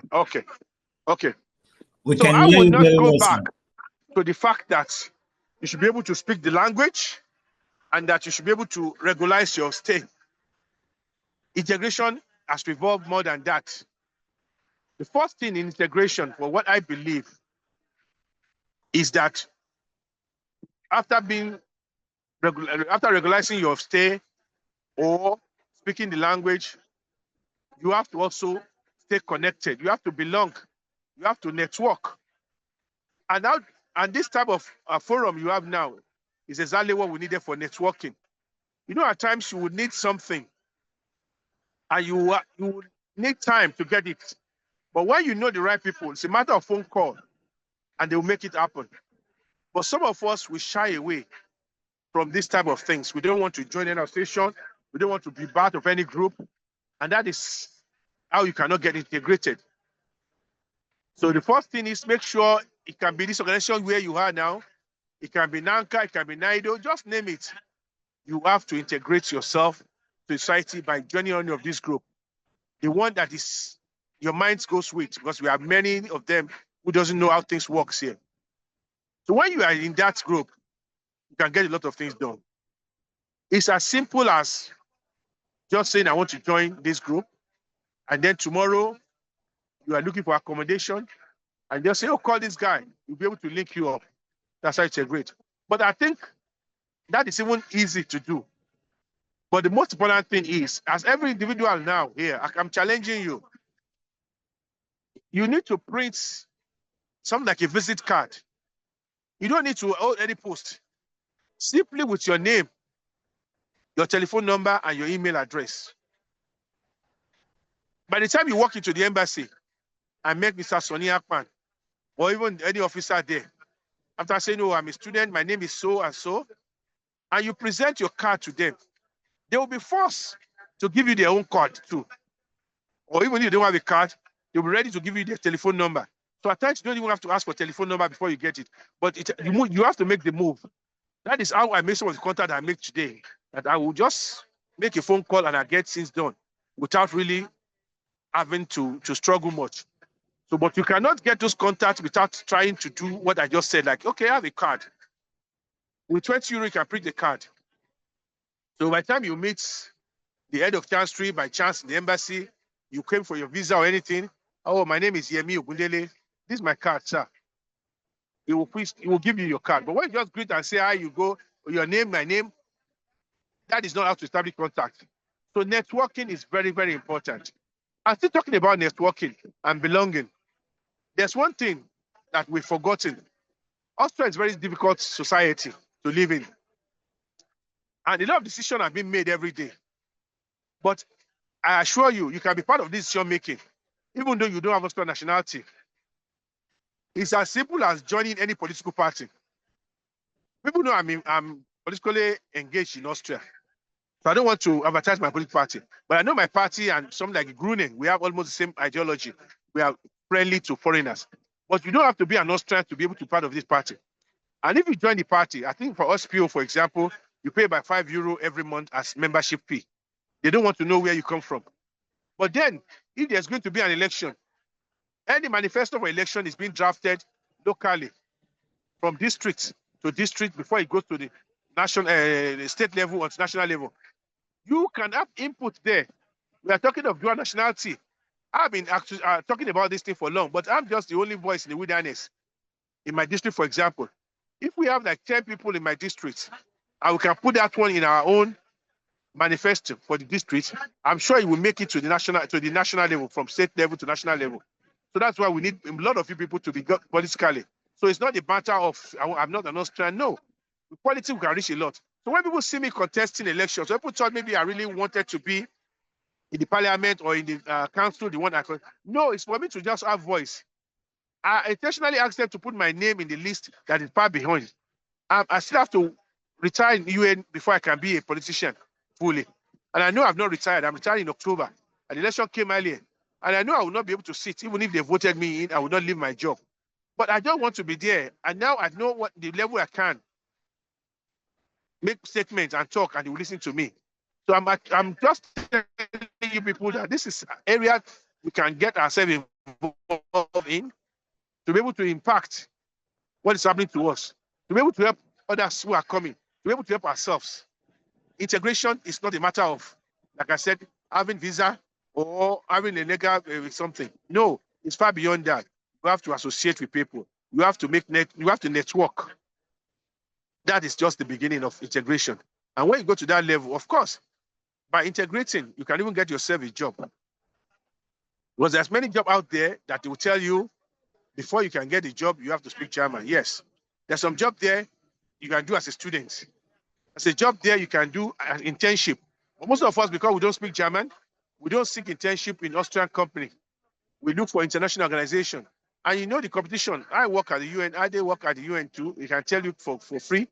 The competition is so much that when you apply, it's not very easy. You have to be at the right place at the right time to be able to get this thing done. So these are what matters. So if somebody is talking about being a country as a new person, you want to integrate, let us always try to look into this area. Make sure you regularize your stay. Make sure you know what is going on. Read newspaper, get the news, get yourself acquainted with the society, what is going on here. Network with people, not only Austrians. And then there's always an event here, out there. Mostly you go to event, Nigeria goes to event that's run by Nigeria or the event that interests them most. You have to attend some events too. You have Donor Himself First. We have African Tag. I got, for example, let me tell you one thing. I organize I'm one of the organizers of the Nigerian Cultural Festival, Adegoke Carnival, every 2 years. The event costs us up to €40,000. In our account, we don't have more than €2,000. How do we get it done? It's by networking. Once I was invited to, I know I saw the advert in the paper that they're having a African lace festival in the museum, World Museum. I went there as a Nigerian. The museum director was able to talk to me. How do you do this and this and that? We became friends. Today, if we are partnering with them, if we want to have an event in the museum now, which is costing €10,000, they give it us for free. This is the effect of networking. Today, if we want to have an event and we need to have funds for MS 17 or MS 7, it's either I know somebody there or somebody that is a member of my political party is there. And when they see an application coming in from Igwe Oduduwa, see my name there as one of the organizers, they will call me personally and say, yeah, we saw application. I think something on this is missing and missing. Why don't you change this? I will just immediately withdraw the application, correct what they say I should correct, and put it in. And before you know it, 2,000 there, 3,000 there, we got the money we need for the funds, and the funds we needed for the event. So these are effects of networking. So integration is about networking in different categories. Not only with Nigerians alone, not only with Africans alone, with every other nationality. If there's going to be an Asian event somewhere and you are into cultural events, cultural thing, attend that, make friends there. Today, the new manager of Ethiopia Airlines, I didn't know him for Adams, But the old one where I was living, I talked to them and said, look, we have Engineer Gundele here. He has been a good partner and this and that. And when he came, the first thing was to call me. Today I know him. Tomorrow if you're having an event, I can talk to him and say, Ethiopia, please sponsor our event. They will do. But if they don't know you, this is like a Nigerian thing too. They don't get bribe here, but who you know matters. You need a Gemande house, a Gemande Vonung, and you apply, you are number 10 on the list or you are number 20 on the list. But you know the Bürgermeister, or you know the between first year in your district. You talk to him. He will give you a paper or one of the before you know it, you'll be able to get, and you can even get a choice area. So all these things are what we neglect and we keep to ourselves. We are in our comfort zone. So integrate, you have to go outside your comfort zone. Meet people, talk to people, get information. It's as easy as that. And that's it's multiply effect. When you know one person, the person knows another person, the third person knows another person. So by the time you know it, you know people up to drive to the parliament. That's very true. And that is what I call networking. So we need to network. We need to get over our comfort zone. We need to be involved politically to integrate. So I can change some of the rules and regulation here. You cannot change it from outside. You cannot change by me a member. But don't let anybody give you impression that this is not working here. Things don't work to some extent. Only that we don't get information. So what you need is information. I know even to get work at the UN, you need people to tell you where to apply to, when to apply. So if you're at the right place at the right time, and it cannot be done by information. Some of us are not directors there. We do have people, but we're not directors there, but we have information. We know if this job is going to be free. We know if this job is going to be for just a part-time and they need somebody, and we encourage you to apply. It's a temporary thing, but we are sure it's going to go on to a permanent thing. So these are a few things I just want to share with you. It's just two things I've said, and and that two things is more than what we think about. Yes, network, get involved, and stuff like that. Fantastic. So am I still audible? Yeah, we can hear you. We say thank you very much. You've shared really quite a lot of very important information with us. I'm sure all of us must be able to take 1 or 2 points from everything you've said to us today. So we say once again, sir, congratulations for your award, Diaspora Award. We thank you very much. That is what is going on here. We are proud of you. We know. We are please don't forget that luxury hotel 3 days. You have to select every one of us to join you there. Don't go there alone, sir. No problem. Thank you so much. I'll be back to Vienna next week by God's grace. We're going to celebrate together by God's grace. And I'm so going to come up with more information about how to work. But it's a very interesting thing. And I think it's not about NIDO because it's a niche thing. But every organization, even an organization as we are, we're a member of the diaspora organization and we can get involved in anything they are also doing as well. So not everybody that came to the conference we love that your picture a member of NIDO. With Queen Bianca Ojukwu. Did you also tell her like the Senate president that she's beautiful?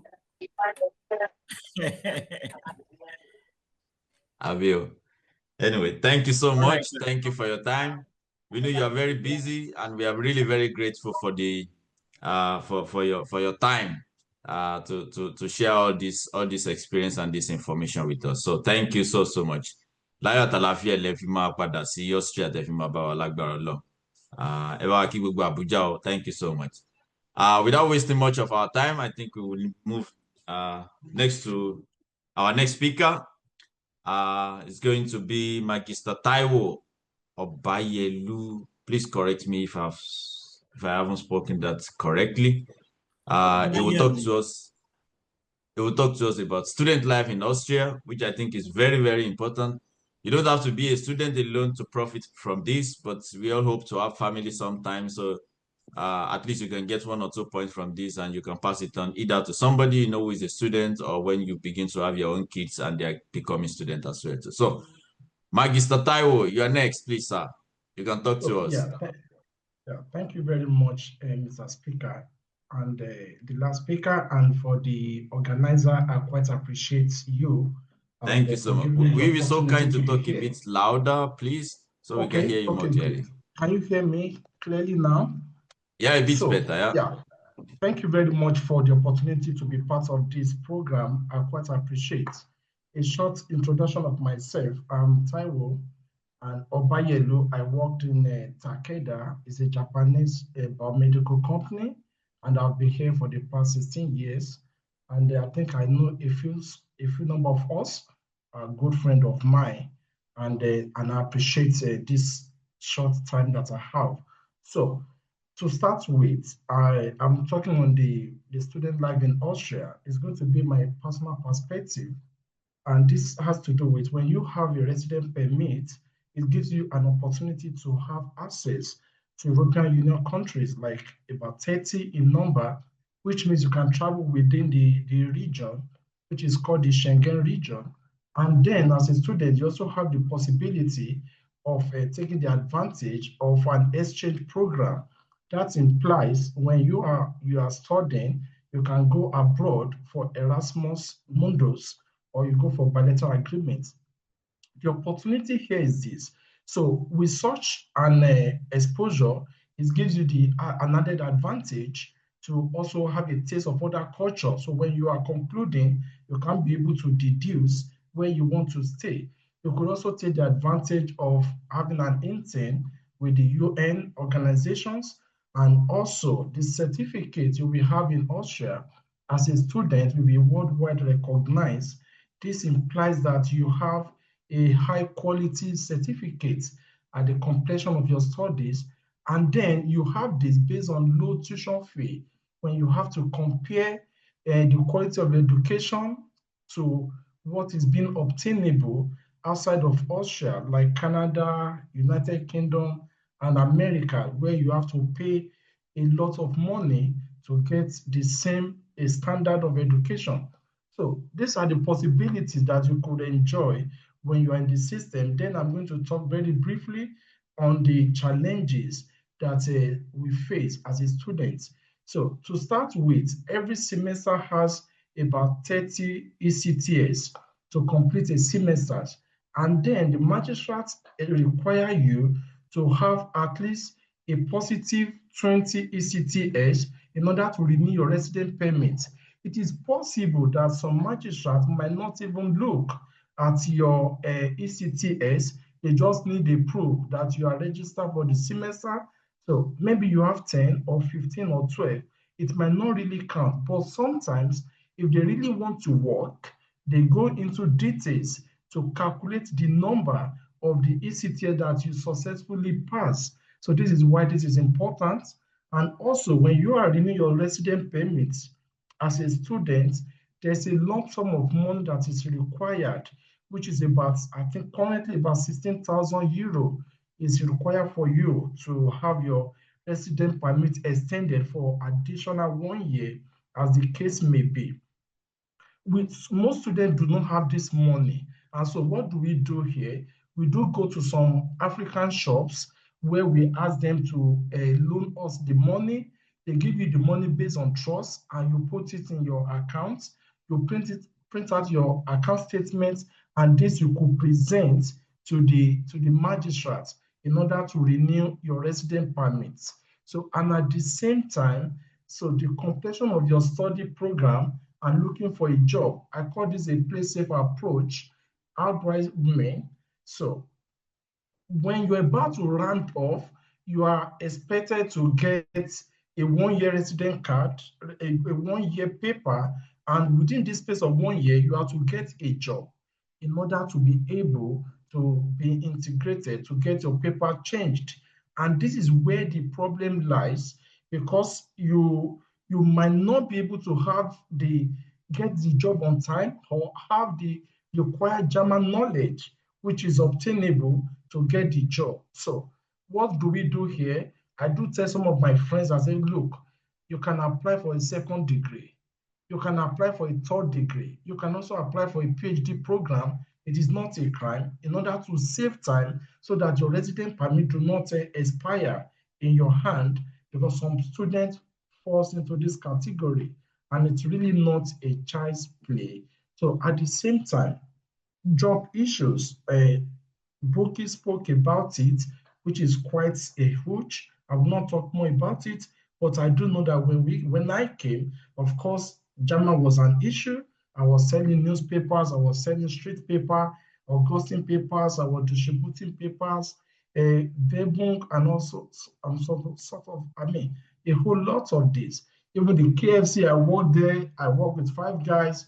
These are English, restaurants around, and some few English speaking pubs that one can work as a student. So this is what I have to say. I think I have about 3 or 4 minutes of my time. And let me quickly respond to the recognition of certificates.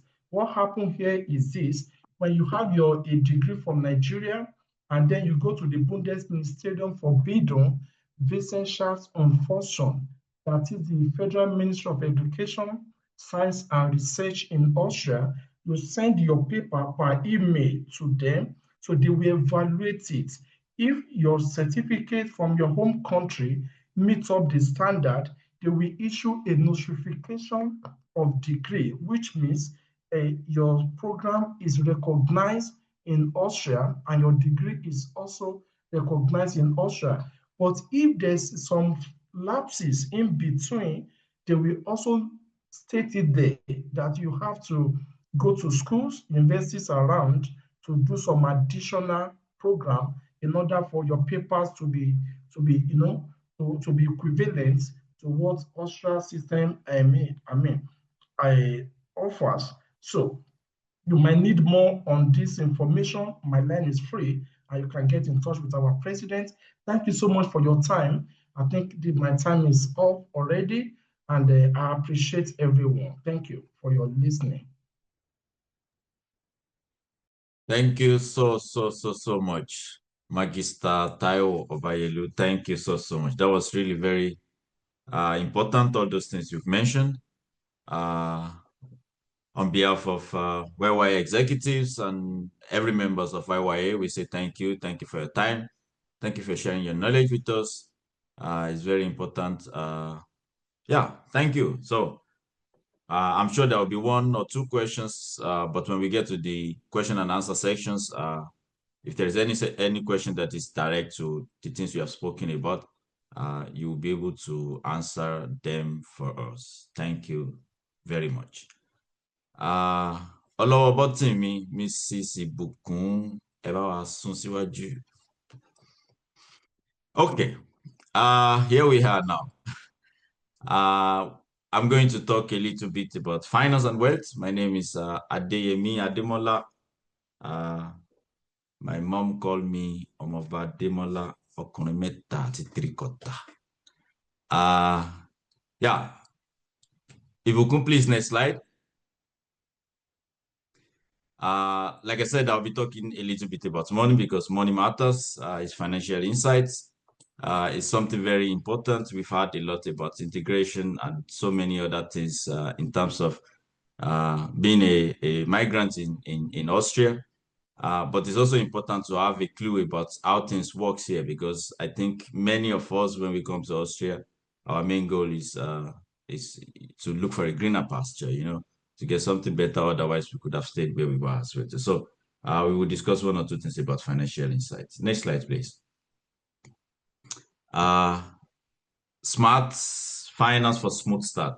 Before I continue, I would like to say financial system. The 3 main points that I'm going to talk about today is financial system in Austria, which most people that we've spoken to, most experts in this field, also say it begins usually with you.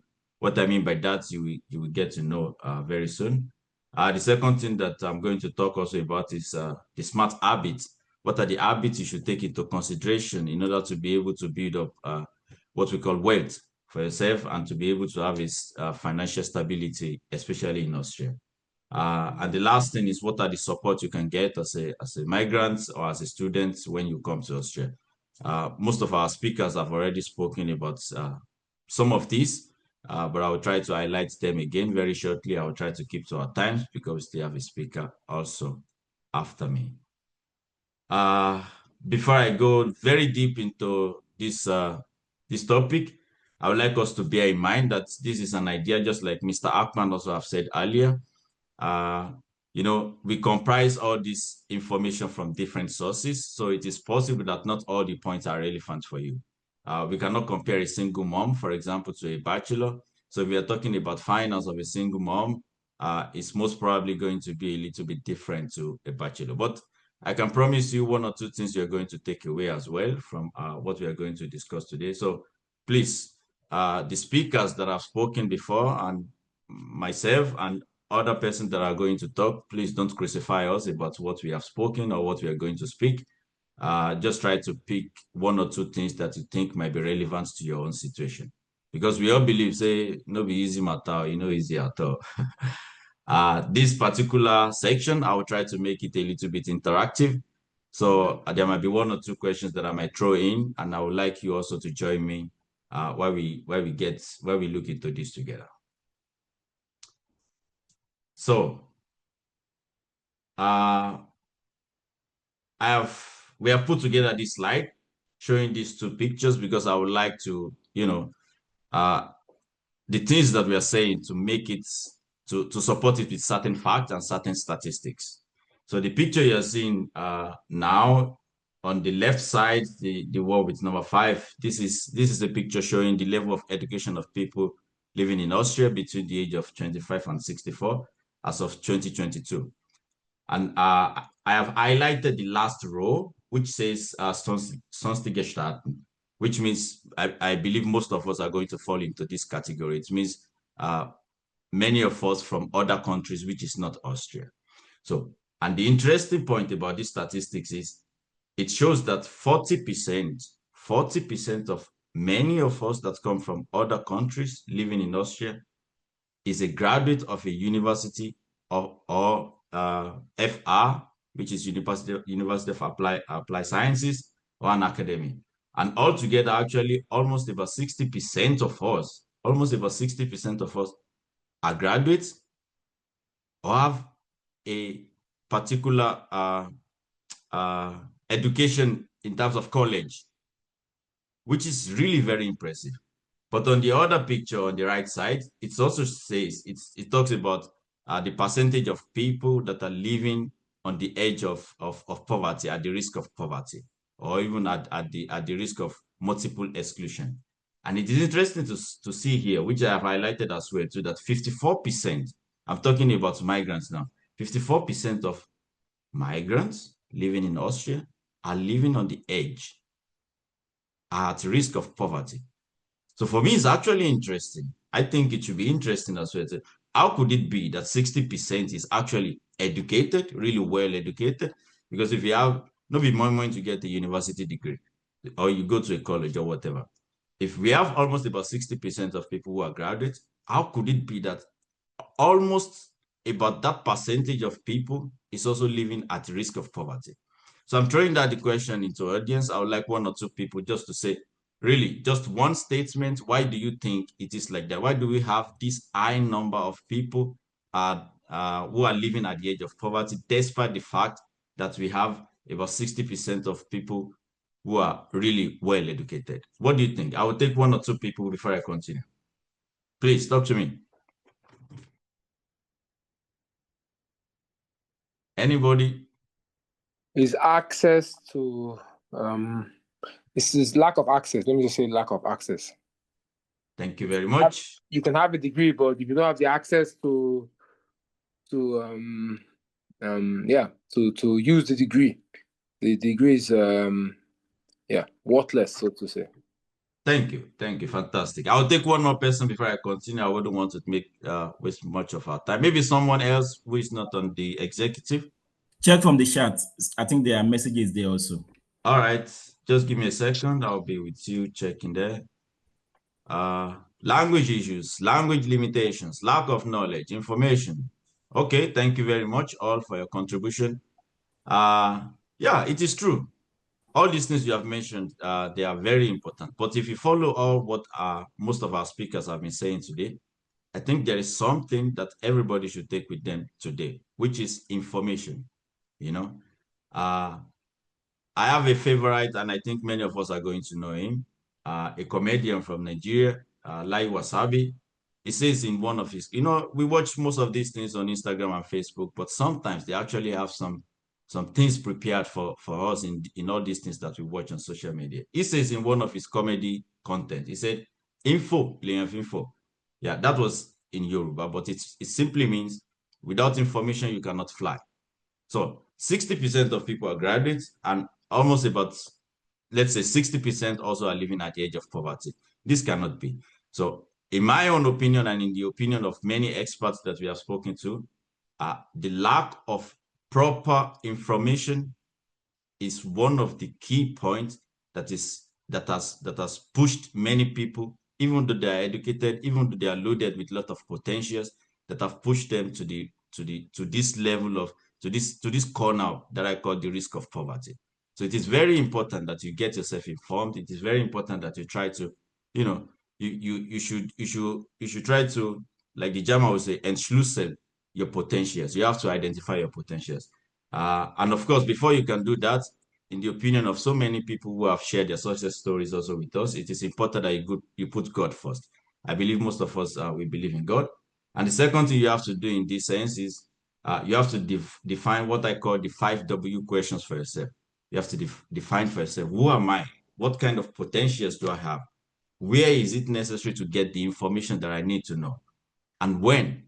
Because, for example, if you want to study, you have to know when is it you're supposed to apply for something, when is it that the school is going to begin, what are the things I have to put in place before the school is going to begin. These are all the information that is necessary before you can actually take steps on anything. Or you want to set up a business.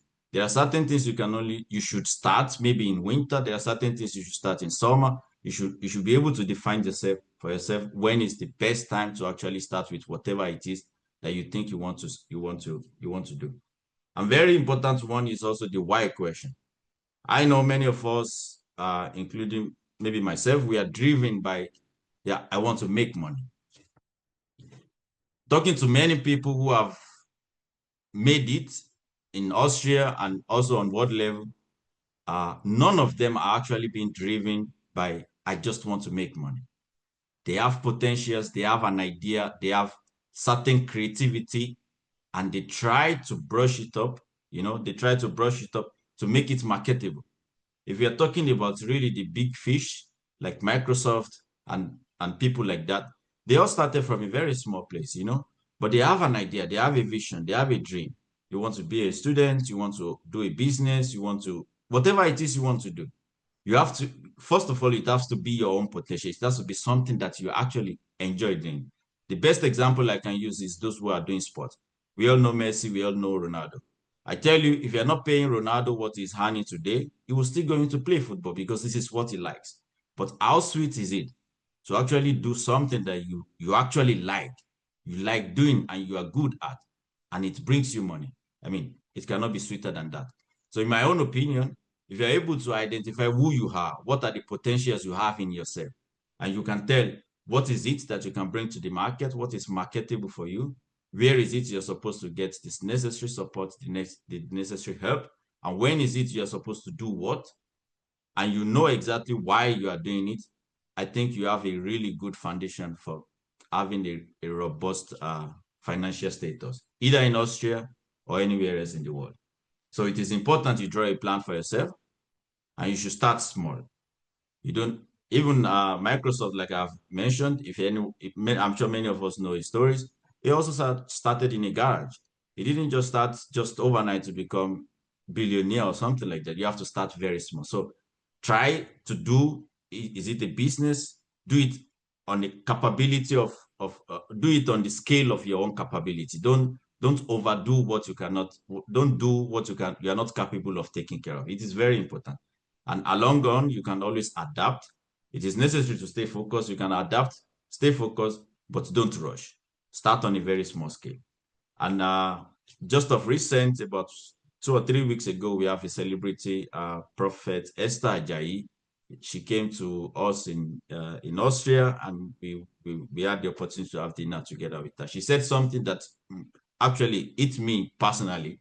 She said, if you want to be celebrated, you have to celebrate others.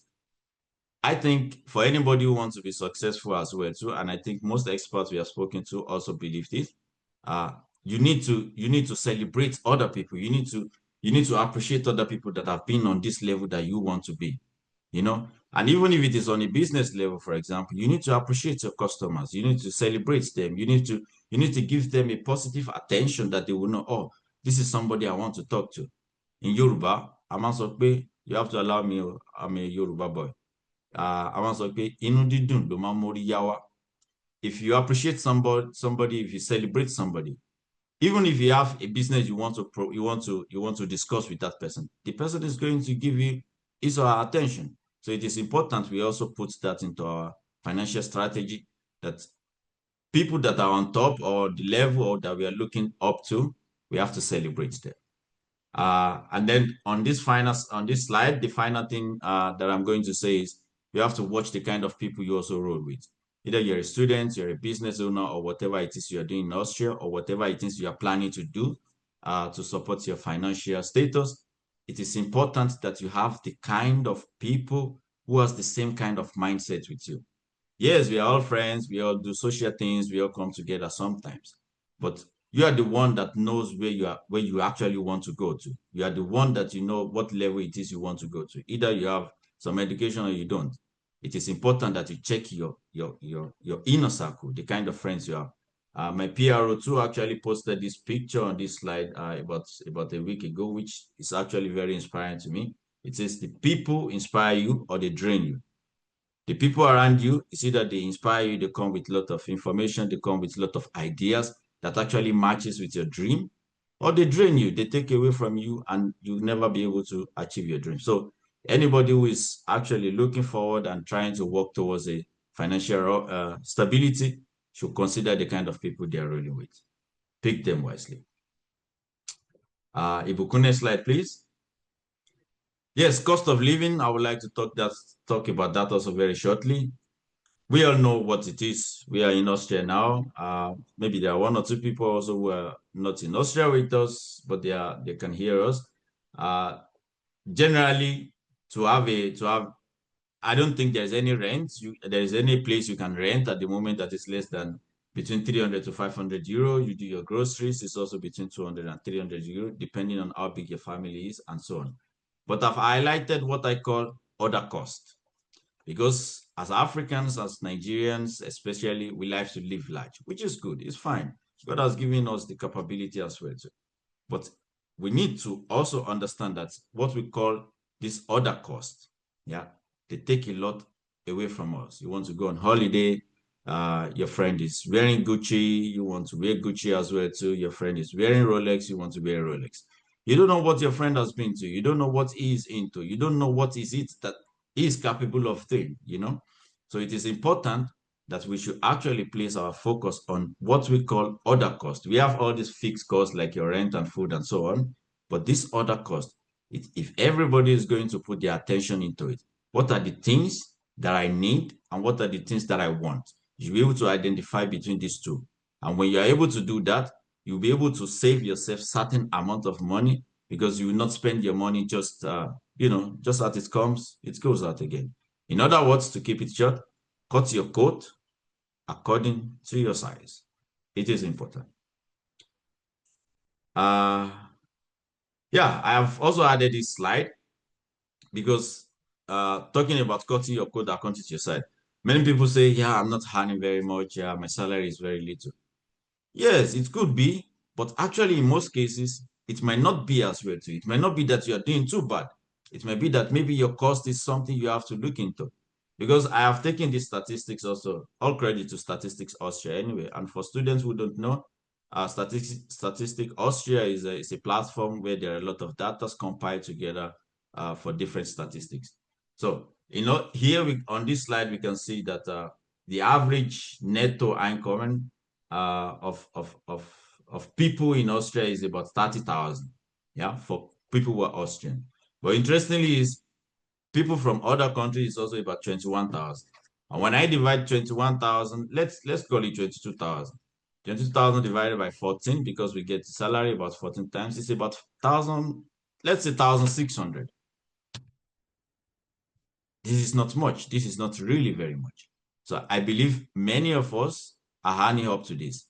But the problem that many of us have, that we complain about money all the time, is managing our finances, having an overview of what we are doing. So it is important not only to talk that Austria is expensive. Yes, it is true, it is expensive, but still in this economy, there are certain people also who are still making it. So it is important to put your focus on yourself, your capability, your income, and your expenses. Next slide, please. And that's why, like I've said, we are going to talk about certain habits. We will not be able to talk everything today because I wouldn't want to take too much of your time, but I'm hoping we're going to have very soon again a webinar. Maybe we are going to go into super more details about finance, because finance is a very wide thing. But there are some smart habits which I think everybody on whatever level it is we can take into practice, and it's going to help us to boost our financial status. The first thing is tracking your spending. I think this is very clear actually when you know what is your income, and you can use an app like Excel, for example, to put together what is my rent, what is my transportation. Really, you should put it into practical. I think when you do it once, you are going to see how much money you're actually spending and what are the places, like I said, these other costs, the certain places where you can actually cut down your expenses. It is important. It gives you an overview of what you're doing and how you can actually put your finances together. So this is the first tip I'm going to give to everybody, to track your spending. I'm not trying to make an advertisement now, but there is a bank called Erste Bank. For many of us who don't know about it, they offer this app called Judge. So when you have a bank account with them, actually it helps you. You don't have to do anything. You just have to register with them. You be a customer with them. You have a bank account with them. And with this app, just like it's on the picture that you can see on your screen now, it shows you how much you have spent in a month, for example, and how much you have received as an income. And you can also break it down into what are exactly the things that you have spent your money on. With this, it gives you an overview, and you can, like I've said, you can always try to cut down expenses on certain things when you define what is it you need and what is it you want. The second point, the second habit I think I'm going to say, which also affects us, is buying things on credit. I think many people have developed this idea these days because they have made it also easy. You can buy things today online and you just have to pay it instrumentally. I call it a trap, because if you're earning 1,500 and you're taking if it's something you need, okay, but actually the financial expert will say, cut your coat according to your size. So it is important that you should avoid buying things also on credit, because like that, you might think you're having a lot of income and you have a good backbone or whatever, but on the other side, you're building a lot of debts also for yourself. And after a while, you have to pay these debts back, and then you just see that all your incomes that you have been trying to put together on one side, it has to be taken away. So it is important that we put that also into our financial strategy. Another thing that affects all Africans, including myself, is sending money home.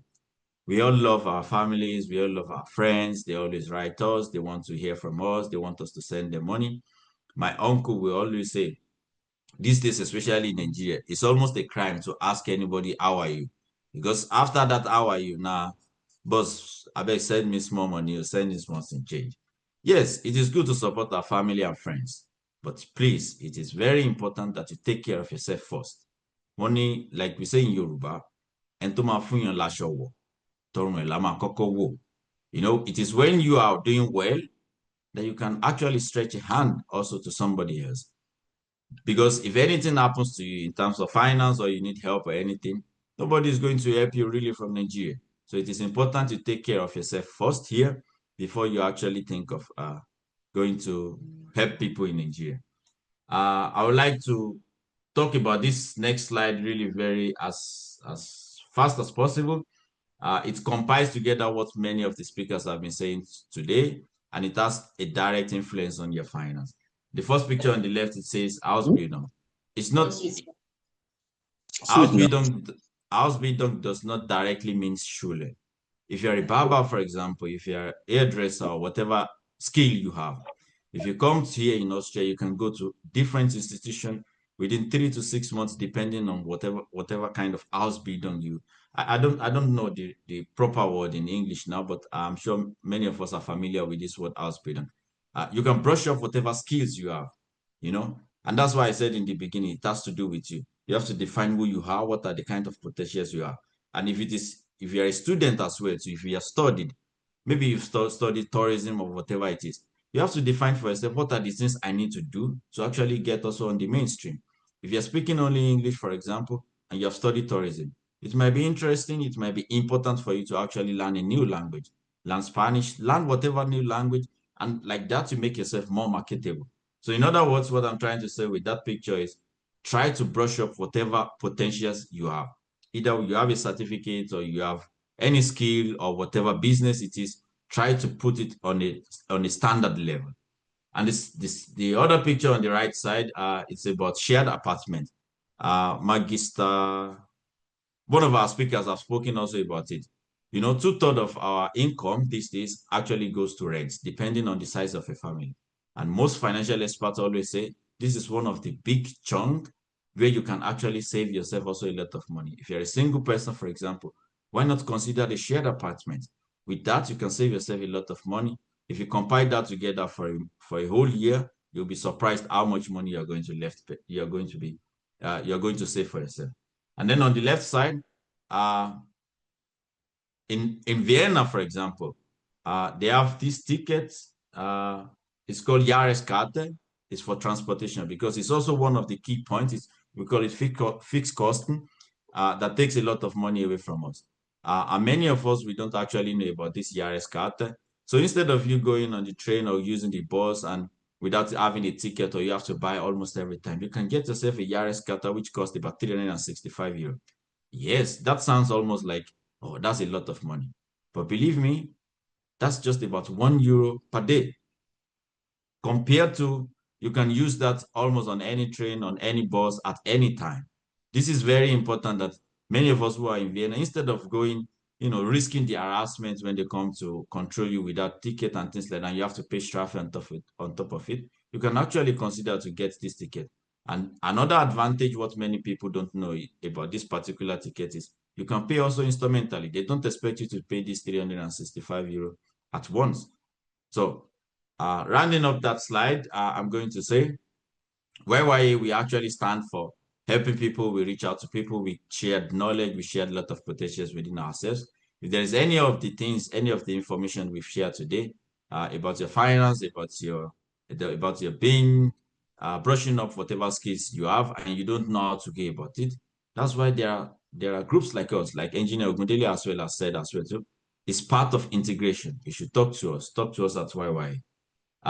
And finally, I'm going to talk about the financial support that you can actually get either as a student or as a business owner or whatever things you are doing in Austria. One of our speakers have already spoken with about most of these things. Just shortly about it, the Studienbeihilfe. I myself, I have actually had the opportunity to enjoy this Studienbeihilfe when I was doing my studies in University of Applied Sciences, Burgenland. My first year, I got about 750 euro for Studienbeihilfe. And if I multiply that, thinking as an engineer now, by the rates today, that's about 1.4 million. All of a sudden, you could be a millionaire overnight. Of course, there are criteria to it.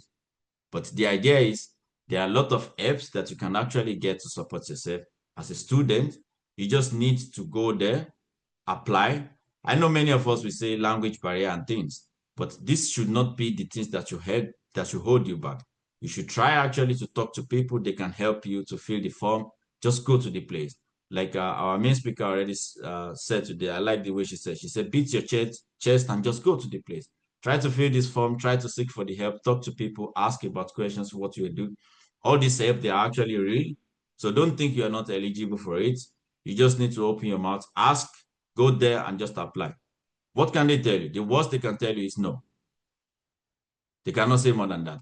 And there's one particular help as well too that I'm just going to mention very briefly. It's called Verfahrenshilfe.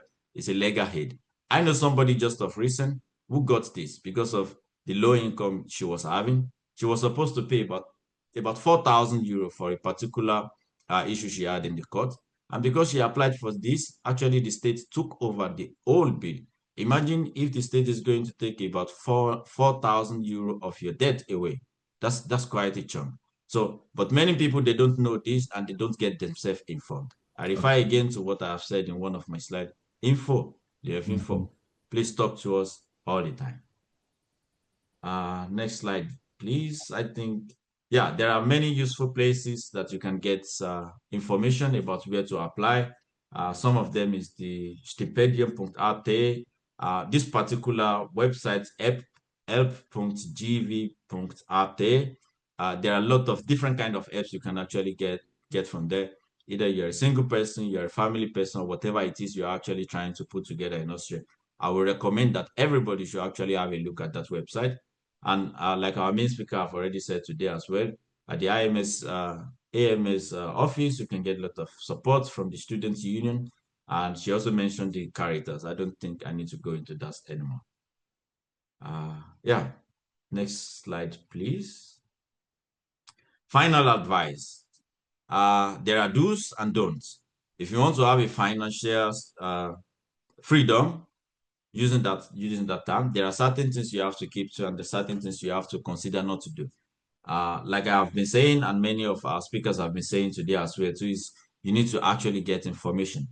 Ask questions, ask for help, talk to people.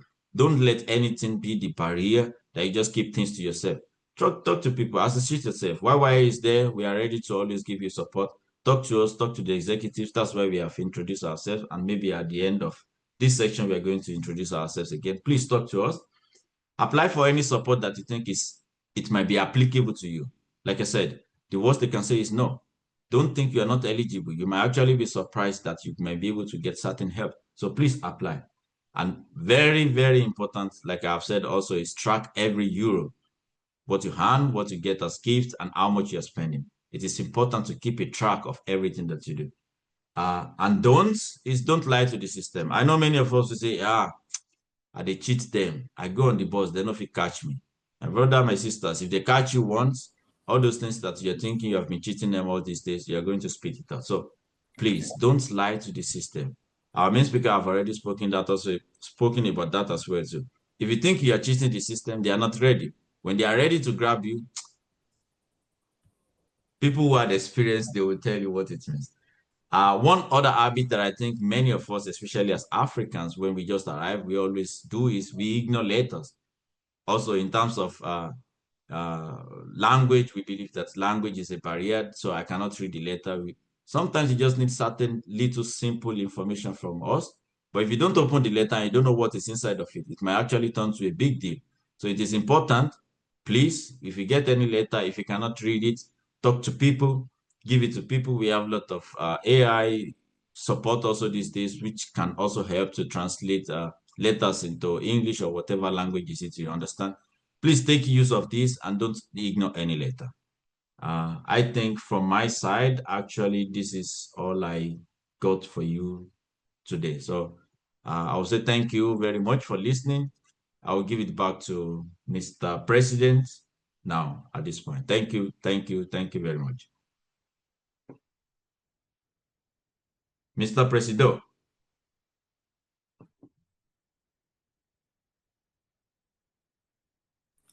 Thank you, Mr. Ademola. Thank you very much. So please give me 1 minute.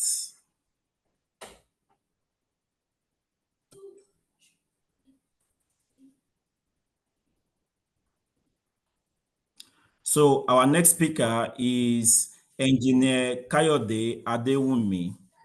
Please, sir, if you are online, can you unmute and can you see my screen?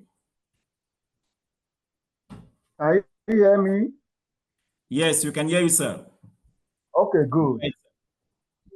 It's a pleasure meeting you guys here, and I'm really appreciate the whole team, how you put the whole team together professionally. This is what I'll be praying for so long, you know. I really appreciate everything from the president to the old people that have been say one thing to the other thing. Especially Mrs. Rachel. Mrs. Rachel already said it all, and Mr. Sonny Appan from Embassy is a big friend for a long time. A brother through my brother Yemi Ogundele. So they have said it all. Actually, me, I'm from low level background. Hello, can you hear me? We are with you, sir. We can hear you. So my own case is example whereby a lot of people can use for like example in Austria that if a person like me can make it. Hello? We Call is can hear coming. you. We can hear you. We can hear you very well.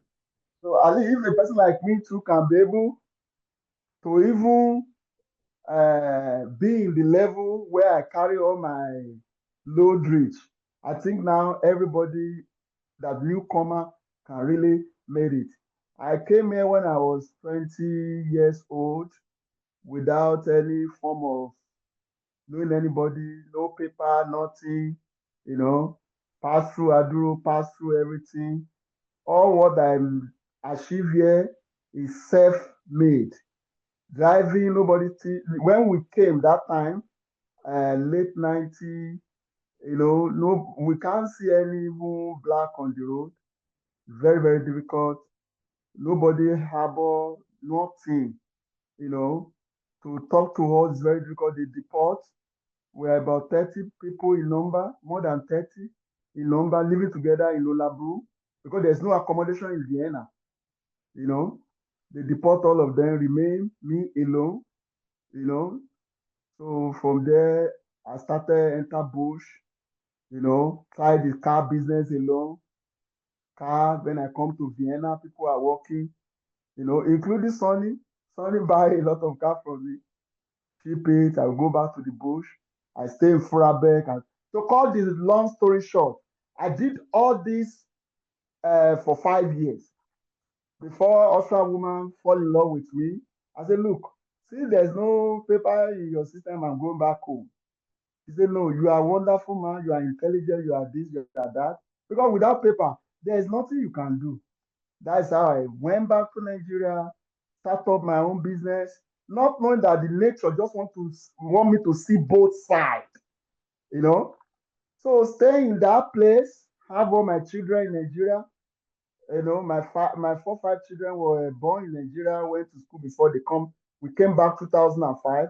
I spent another 2 years here before I now have a joint venture with a company in Denmark. We do B2B on automotive industry by partner sending vehicle to Nigeria, brand new to diplomats, to Red Cross, to the military, to the police. So we are doing it like that till I now enter the real estate. So now what I can advise the newcomer, since we have the whole network, the whole system is ready now, the way you have this platform, I don't see any problem for Nigeria. What we just need to do now with Yoruba, I'm a Yoruba, I'm from Ikiti. We need to love each other. We need to be sincere. When you are in Austria, try to try as much as possible to be honest person and be patient. Patient, whereby you have to know that you are not in your country, because that's what made me achieve all I had in Austria. I didn't work in Austria one day, but through my patience, through my honest, like how the former speaker said it, that lock the door, they can help you. A lot of people say, okay, I will meet you. From there, within a year, I have my Austria passport. Since that time, is opening door for me. Be patient, and what I know that is missing that we, Nigeria, especially Yoruba, Please, sorry, I'm not tribalism. We have to love each other by sharing information. Okay, don't say anybody, don't run away. I can see a lot of people that they are here for a long time. If I'm going on the road, to even say hello to you become like a war. Hello? I'm glad doing, sir. I'm glad doing Emma Soranglo. So ṣé ogun láyé ni? Tẹ́ bá ríra.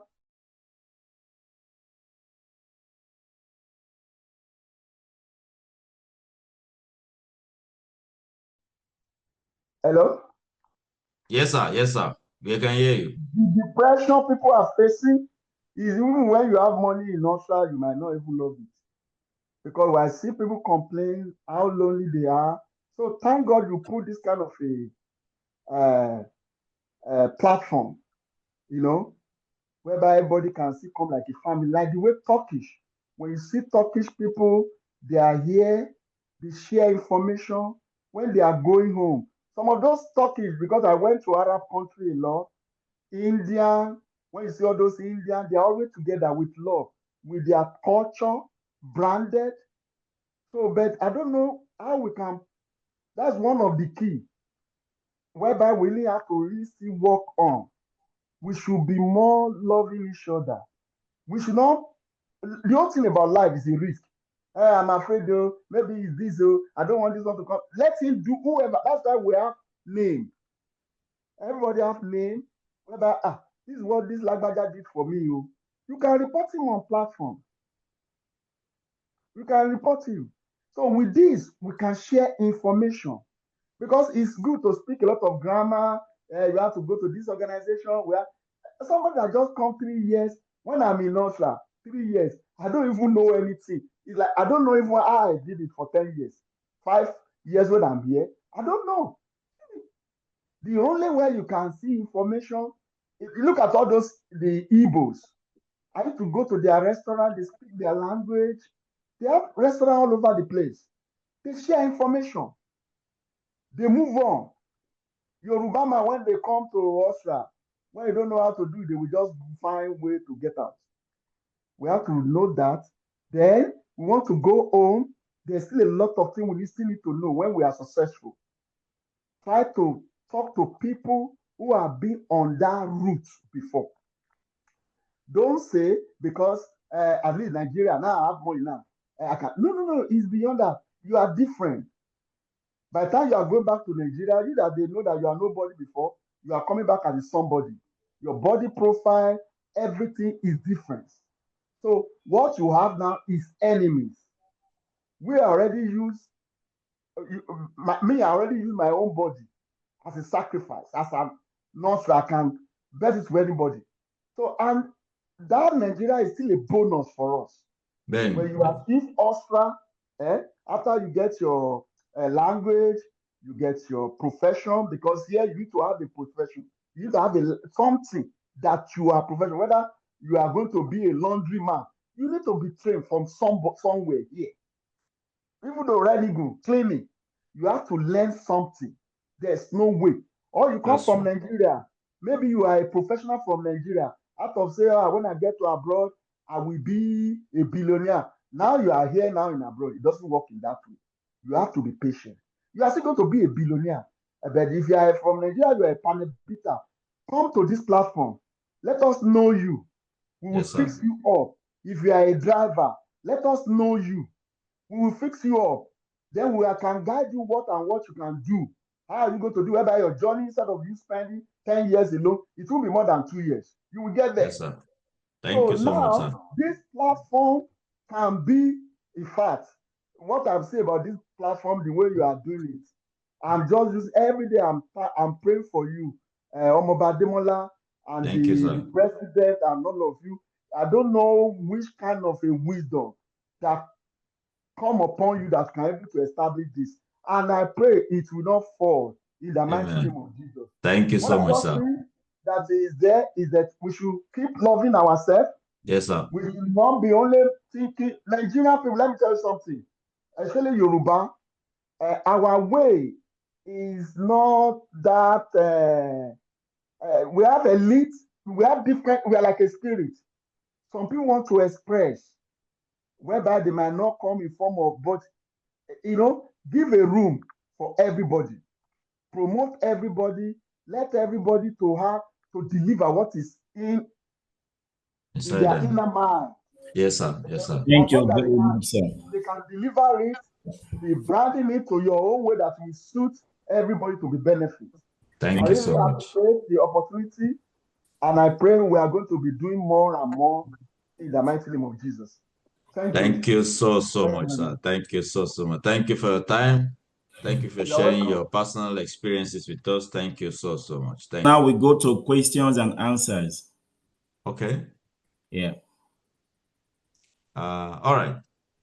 Then please, if anybody have a question you would like to ask, either directly to any of the speaker or just openly, the floor is yours now. Please ask your questions. Oladayo, please talk to us. You have a question. You're raising your hand. Yeah, thank you very much, Mr. Ademola. My question goes to Mrs. Rachel as regards AMS. I would like to know, maybe you can, guide and advise. Is there a reason why when students get good jobs, office jobs, AMS refuses to register them for the employer, and instead AMS writes the employer saying, oh, we have someone we can offer you instead of this person? Is there a reason why AMS does that? I would like to know. Thank you. It's a very fantastic question. Let's not ignore the fact that there's still racism, and let's not ignore the fact that we are still blacks. And you can thrive in Austria, but there's still competition, a whole lot of it. And imagine in a situation whereby we have somebody from Ukraine and you come from the third world country, the IMS want to consider that person from Ukraine. And in place of you calling the company, of course, is a very bad thing, but they do it a lot. And this is why I was talking about the fact that, see, all these things might be written in law that you have rights to this, you have rights to that, you can do this, but depending on the berata and the beratering you meet, and that's your luck. And if you pray ahead, whatever God you worship, and you go forth and you be confident and speak. I was talking about the language before, but I know language is not all about integration, but the language is also very important. And you're confident with your speech, you're not scared, and you say your mind, then they respect you.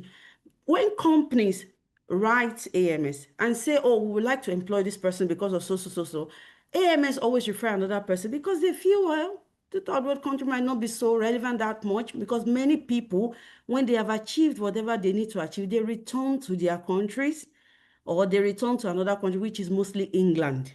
And then they have weighed the pros and cons and see that most Africans run away after a while. And they ask, so what do you bring to our own table of Österreich? After a while, when you have achieved all these things for a while, you run away. You go and they don't get it, that's not the point. It's not like people are running away. It's because they're not even giving people chances to even prove themselves. So in this aspect, whereby the companies or the AMS refuses your proposal from the company that is ready to employ you, make your stand and go there yourself. Tell them that why would they do that? Be bold to say it. You have freedom of speech. Go there, be direct to talk to your employer. After all, like Mr. Ademola said, the most they will say is no. Be bold to talk to your employer and be bold to talk to AMS by writing them. I remember when I wanted a stipendium, and the stipendium cost a lot of things. And only me out of 300 students, I was the only black. They weren't going to accept me, and they weren't going to give me that scholarship for no reason. They weren't going to give me. But I stood my ground. I wrote almost 5 pages of my human rights. And I wrote 5 pages of the reason why they have to give me that and why they will be doing wrong. And I was quoting the law to them. And after a while, I was part of the list of number 12. So I think what we need mostly, aside being patient, patience is very, very, very important, is also to be bold. The most they can say is no.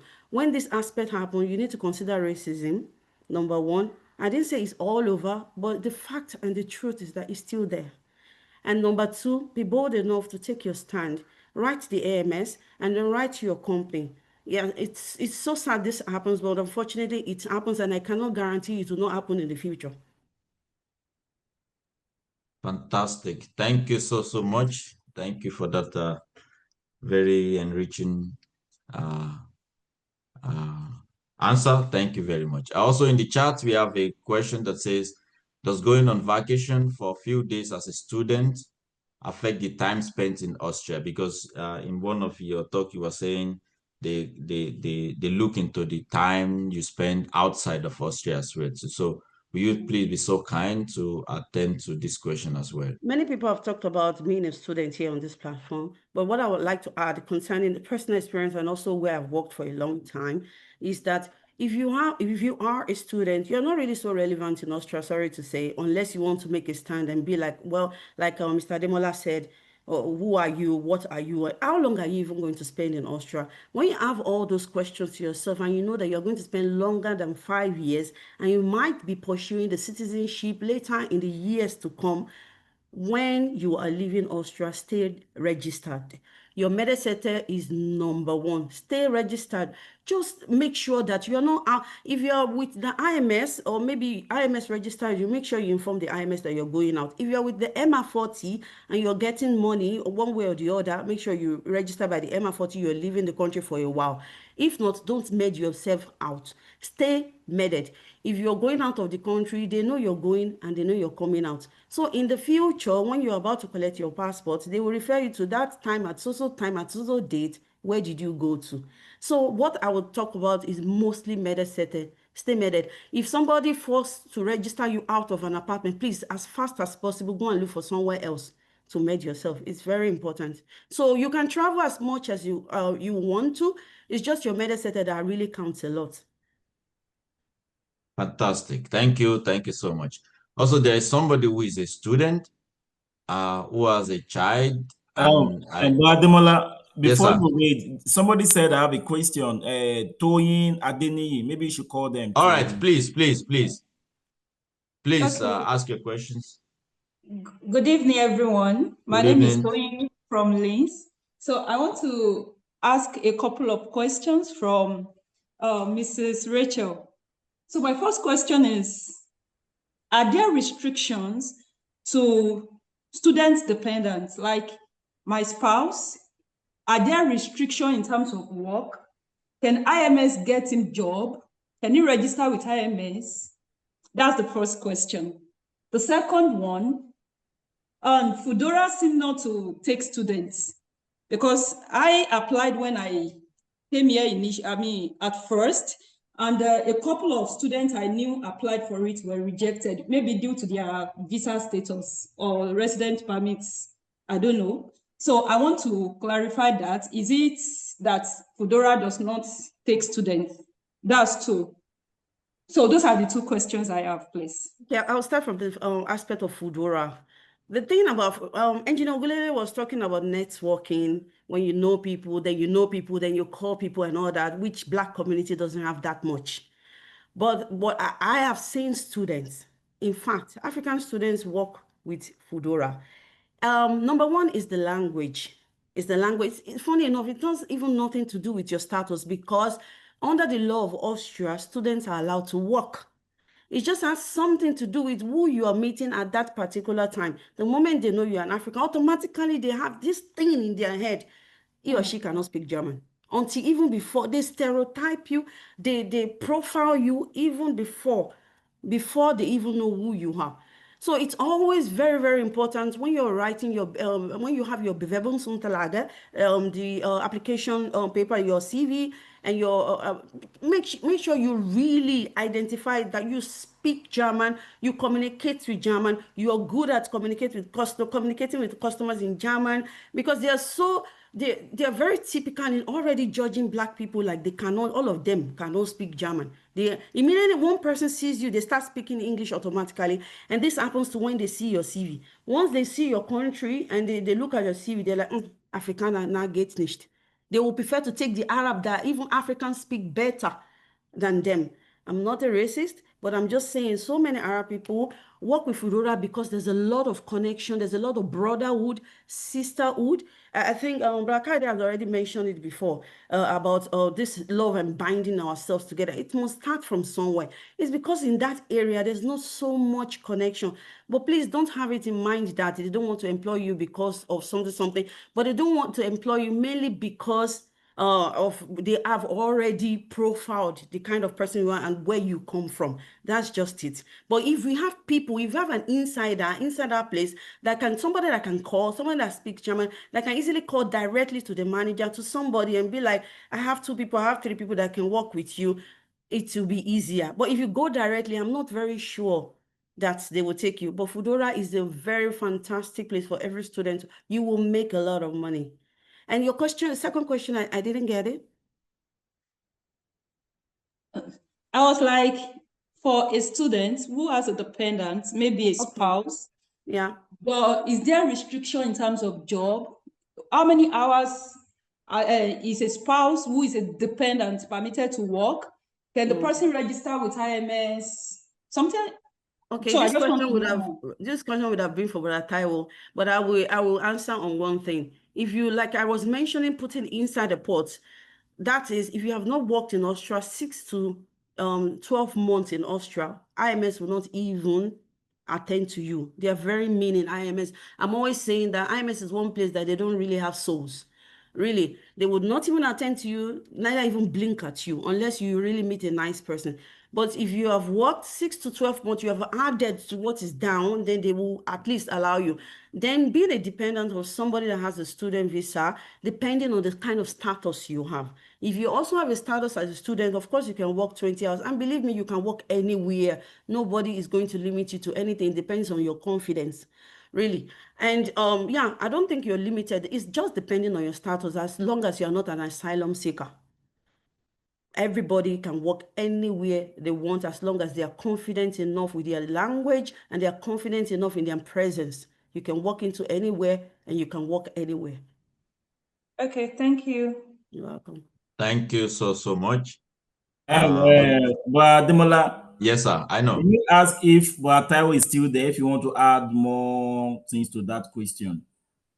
Okay, sir. Magister Taiwo, would you do you want to say 1 or 2 words to that last question, please? I'm not sure if he can still hear us. Maybe you can take the next question then. Okay. We will take just a few more questions. I think my VP also has a question. Mr. Denny Bangbala, can you please ask your question now? Mrs. Richard. Question is, I have some students, workers at my work, and they want to, I know they're only allowed to work just 20 hours. Yes. What can they do to add to that hours so they can get more? Okay. Yeah. In the summertime, because it's not during the school time, it's not the semester time, students are allowed to work more depending on the manager or the CEO of the firm. So you as the manager and you have students that are ready to work more, and due to the fact that a lot of people are on holiday at this moment and they don't really wish to work, but you have eligible students that are ready to work, all you need to do is to contact the AMS. Introduce yourself either by mail or by giving them a call and telling them, due to this aspect that students are on semester break now, can I register these people more hours just from this period to this period? And after this period has passed away, when the students begin their semester again, I will register them back to 20 hours. Am I allowed to do that? Believe me, you're going to get a yes from the IMS because during the semester break, they're allowed to work. All you need to do is just to contact the IMS. Yeah, because I only offer them more hours so they can get more paid. Yeah. But some want to change their visa, their work from 20 to 40, so because they want to stop studying. Is it possible or no? To change what from 20 hours to full hours? To 40 hours, to full hours, then stop studying. Okay, to stop studying, then you have to be the one to apply for that. Since PennyMart is a supermarket, it makes it different from a very required thing that Austria wants, like IT and nursing and stuff like that. But you as a boss must stand your ground and be like, you know what, I'm not ready to fire these people. I'm ready to detain these people to work for a very long time. Of course, you are going to bargain a lot with the IMS. The reason why you want to detain these people and make them go from 20 hours to full hours, and knowing that if you're going to change their hours from 20 hours to 40 hours, you should be ready to change their status too, because their visa is going to change. Because you're telling them that during the semester hours, these people will not go to school anymore. They will start working fully. And then you as a boss must be able and responsible for them and ready to change their stand, and they will be ready to work for you for as long as possible. So you must be ready to do a very good business with the IMS by going back and forth. But what is most important is you standing for these people and not benching back, because they will ask you difficult questions. They will require so many documents from you before even accepting. Thank you very much. But it's possible. Everything, I will always say, is possible in Austria. You just need to know your way around. Thank you so much. I think we still have a few more questions, but we will take maybe one or two more. Raman, yes, thank you. Abiodun, you can ask your question now. Yeah, good evening, everyone. I sincerely want to appreciate you for this, and at least this is a great opportunity for people like me and others just to probably ask some questions and share our probably like our view on certain things. Yeah, number one is this. I recently there have been a lot of extortions from even the Nigerians to Nigeria. So which is on the high side, because a lot of people are coming in, probably because I came in as a student as well. So when they begin sharing their experience, it's really not something that go on well on me personally, because I don't know if this YYA as this Yoruba, I don't know, maybe you have a cordial cordial relationship with others tribe, maybe like the Igbo tribe or probably the Hausas. I doubt if Hausas are here anyway, but probably the Hausas. I don't know if there is a kind of rapport, so that at least this will probably reduce the level of at which the rate at which people are probably extorting people that are just coming in. So that's my first question. So the second one as well about this I think Mr. Okaf or something like that that is working with the UN. So he made mention of something about a humanitarian visa. So, but I want to ask if a student has managed to stay for like 5 years, does that kind of person has the opportunity to that kind of humanitarian visa as well? So that's the second one. So this third one is just a kind of probably like advice or something like that. Let me put it that way.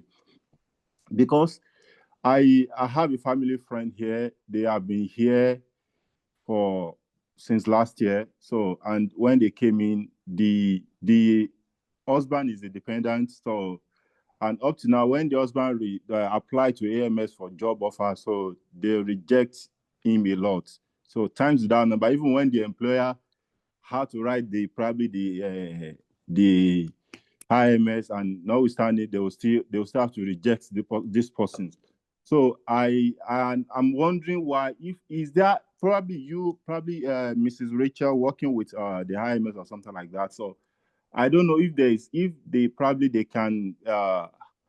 Anyway, I know you don't have any kind of power, or probably what are the other things you think people can do so that they can have the opportunity of being employed, because we know that IMS is just a clog in the wheel of probably securing a job here, because it do happen to me as well. But with the luck I got, it was even because on my first day, I'm currently working with IKEA. So on my first day at my place of work, my production manager had to call me that they rejected my application from the IMS, but she was the one that pressed it further that no, this person has the what they really want. So in short, I don't know if there is probably what we as a student can do in such a way that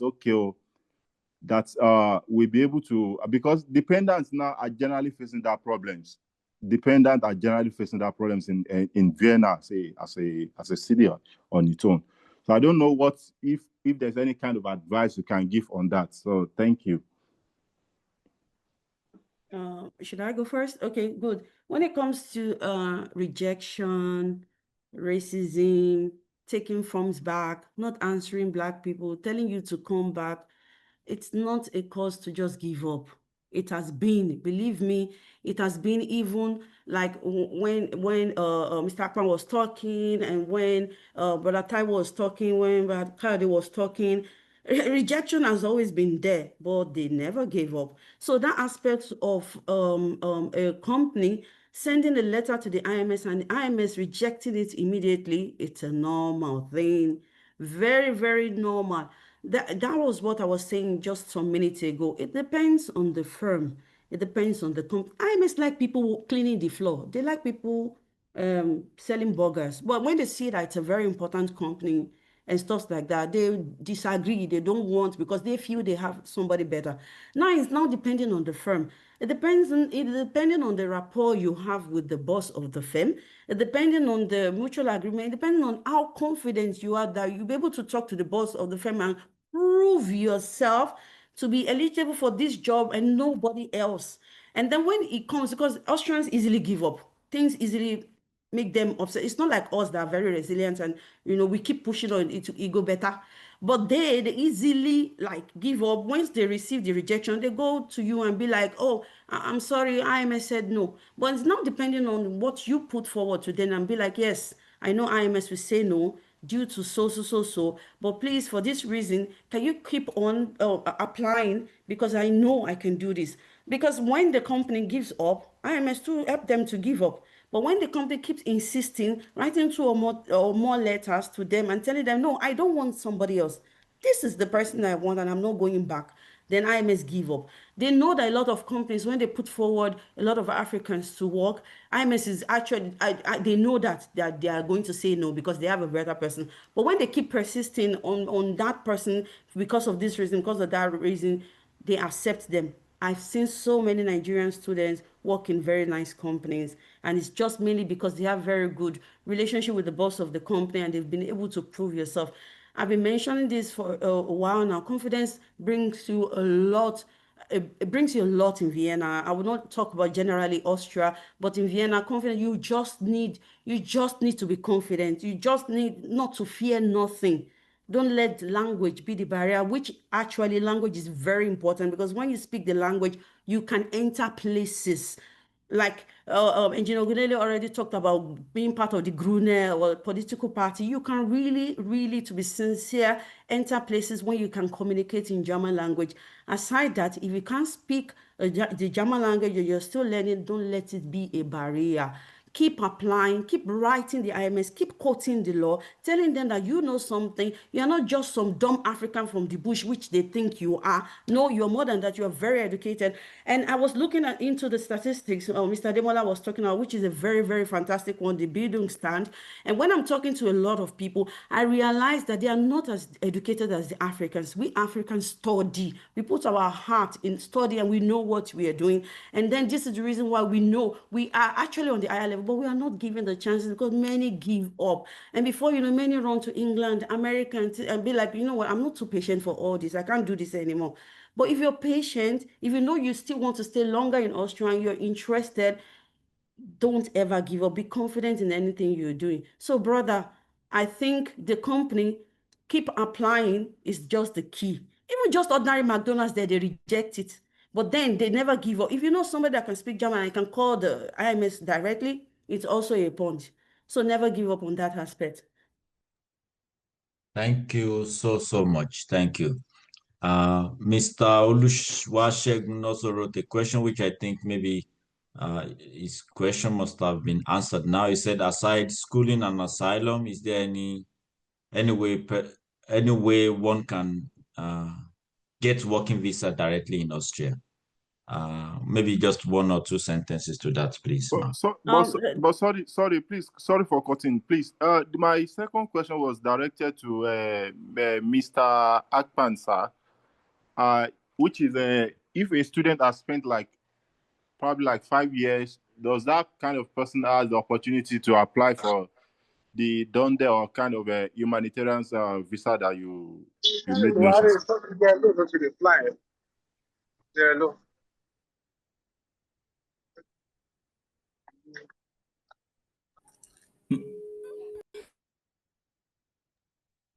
I'm sorry, I'm not sure if Mr. Akman is still online now, but we will take that question with us. By God's grace, maybe we will still organize a new I think Mr. webinar. Raymond also asked about the German language. They are free. You don't even have to pay for German language. There are free organizations that offer free German classes.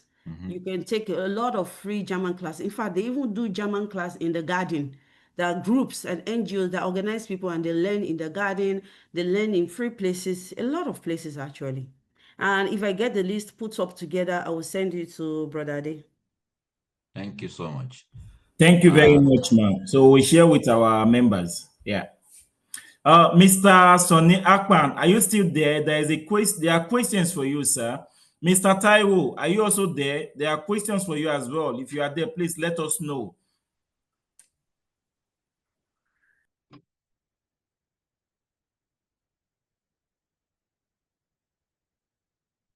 But Ademola, I think there is somebody here also raising up his hand. Xiaomi 2410. Please, can you speak? Please, who that person is can ask whatever question they have now. You can ask now, please. Hello. Yes, sir. Yeah, Mr. Akpan, yes. There is a question for you from one of our brothers. He said, how can they get humanitarian visa from Raman Abiodun?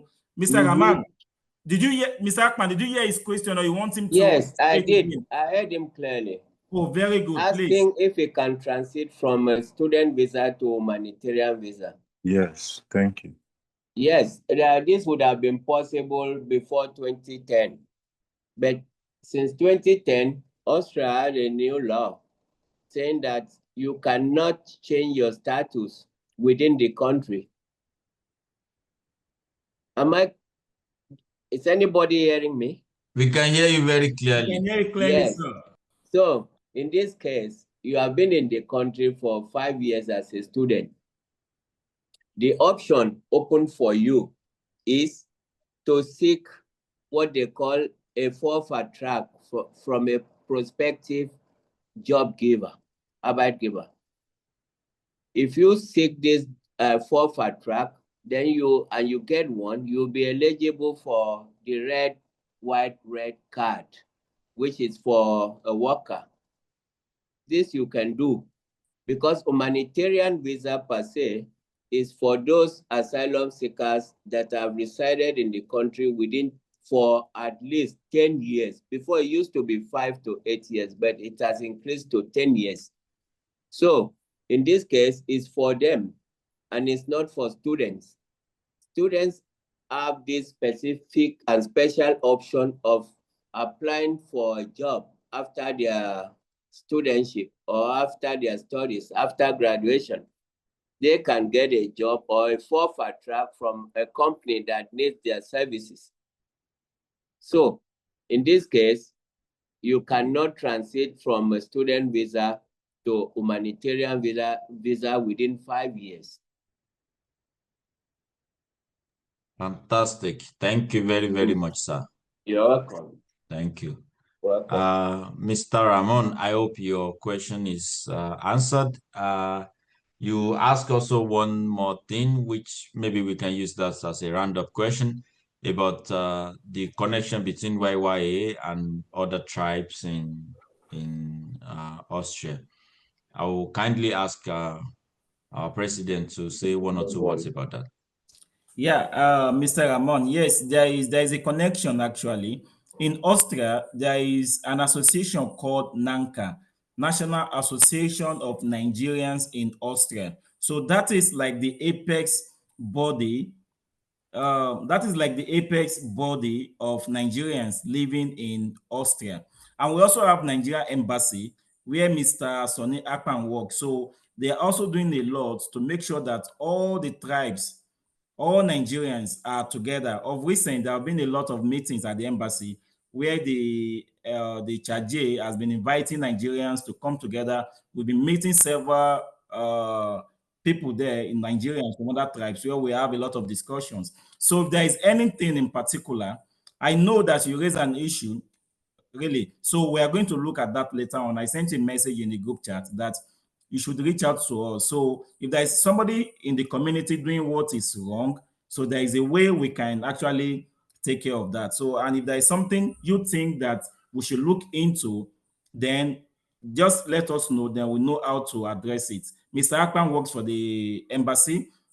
We also have Mr. Engineer Ogundele, who works at the UN also. Myself, I work there as well. And we also have other people that works in some strategic places in Austria that can always help us. So there is a connection, there is a very strong connection. I don't know if that answers your question. Yeah. Yeah, thank you. It's perfectly aligned with the question I asked. Thank you. Yeah. Fantastic. Thank you, Mr. President. I think one more person is raising his or her hand. If you can hear me, please, you can ask your questions now. Thank you, Ade. Can you hear me? Yes, we can hear you clearly. Good evening, everyone. Thank you for organizing this webinar. I think, like everybody said, it's quite informative and it's quite apt because it's coming up at a time where people need all this information. And I think, like some people have already identified, some other tribes in Vienna have been more, what's the right word? I think more cooperative or collaborative where they share information. I think going forward, it's going to be good if we could have this kind of platform where we share information with everybody, not just Yorubas, I think Nigerians at large. My question goes directly to Mr. Akpan, because it's a question where I've been working in Vienna for a while, but I work with an international organization. I have a legitimation card, but I'm trying to switch to an Austrian permanent residence permit.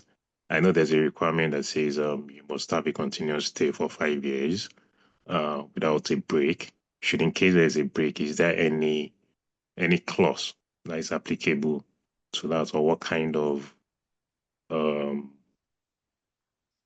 approach could be used to address this situation? Maybe Mr. Akman or our sister Rachel will answer this. I would like to see if I can get a response from them. Thank you. Thank you so much. Mr. Sonny Akpan, I hope you are still there, please, to help us answer this question.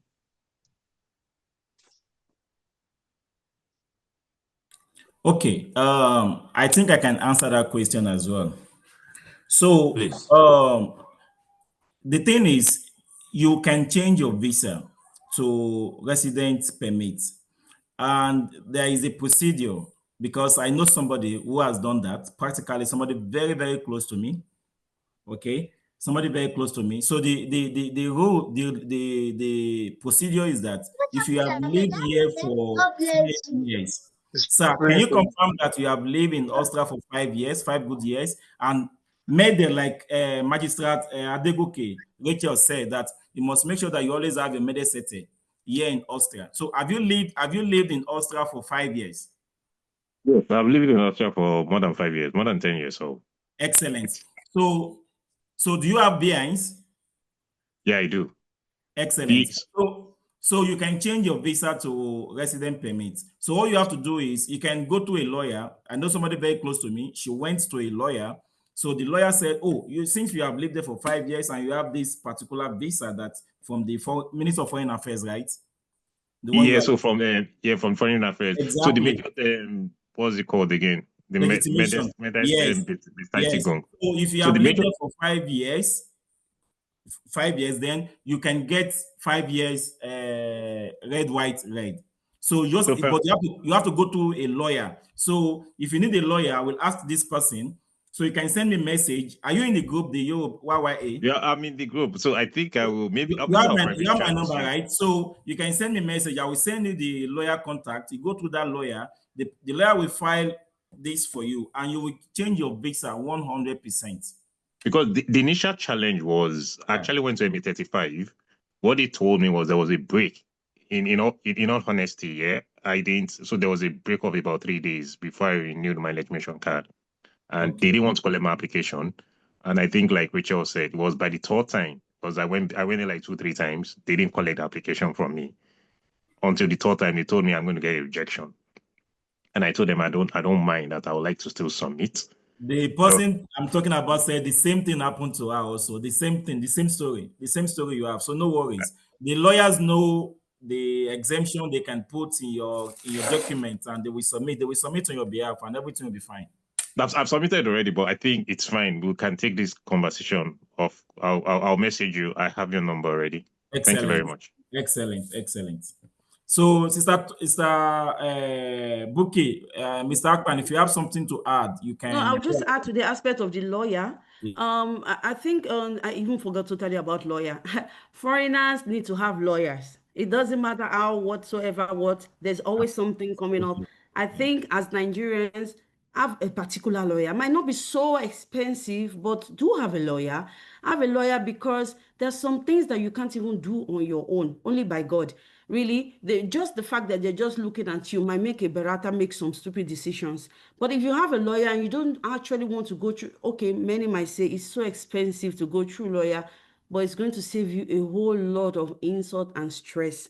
If you go through lawyer, like Brother Ade just mentioned, some things can be faster than you taking all the blames, insult and all that, like the aspect of the medicete. There are many people that are actually not aware about the medicete aspect, that if you don't have medicete and it's just 1 day minus, that they know about it. So some people don't even know about it, and they are going through a whole lot of stress by MR35 rejecting them of a lot of things, even benefits, Stadtbürgerschaft and all that. But if you go through a lawyer, so many things can be, covered up.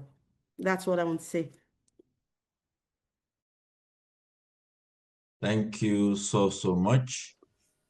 I see Mr. Ganiu Teslim also raises his hand. I'm guessing he has a question as well. So if you keep it a bit short for us, please, you can ask your question now. Yes, good day, sir. Good day, ma. Thank you for this opportunity, and I'm glad to be here tonight. Please, I wanted to ask, as a dependent, that my wife now is the main applicant for the students. Now, me as a dependent, because of due to finances, I did not try to legalize any of my school document and what have you. What is the rate of the job opportunity, and what are the likely things that might be the challenges that might face on getting there? And secondly, sir, the YYA, is it connected to all the cities that are displayed in Austria, sir? I want to know. Thank you, sir.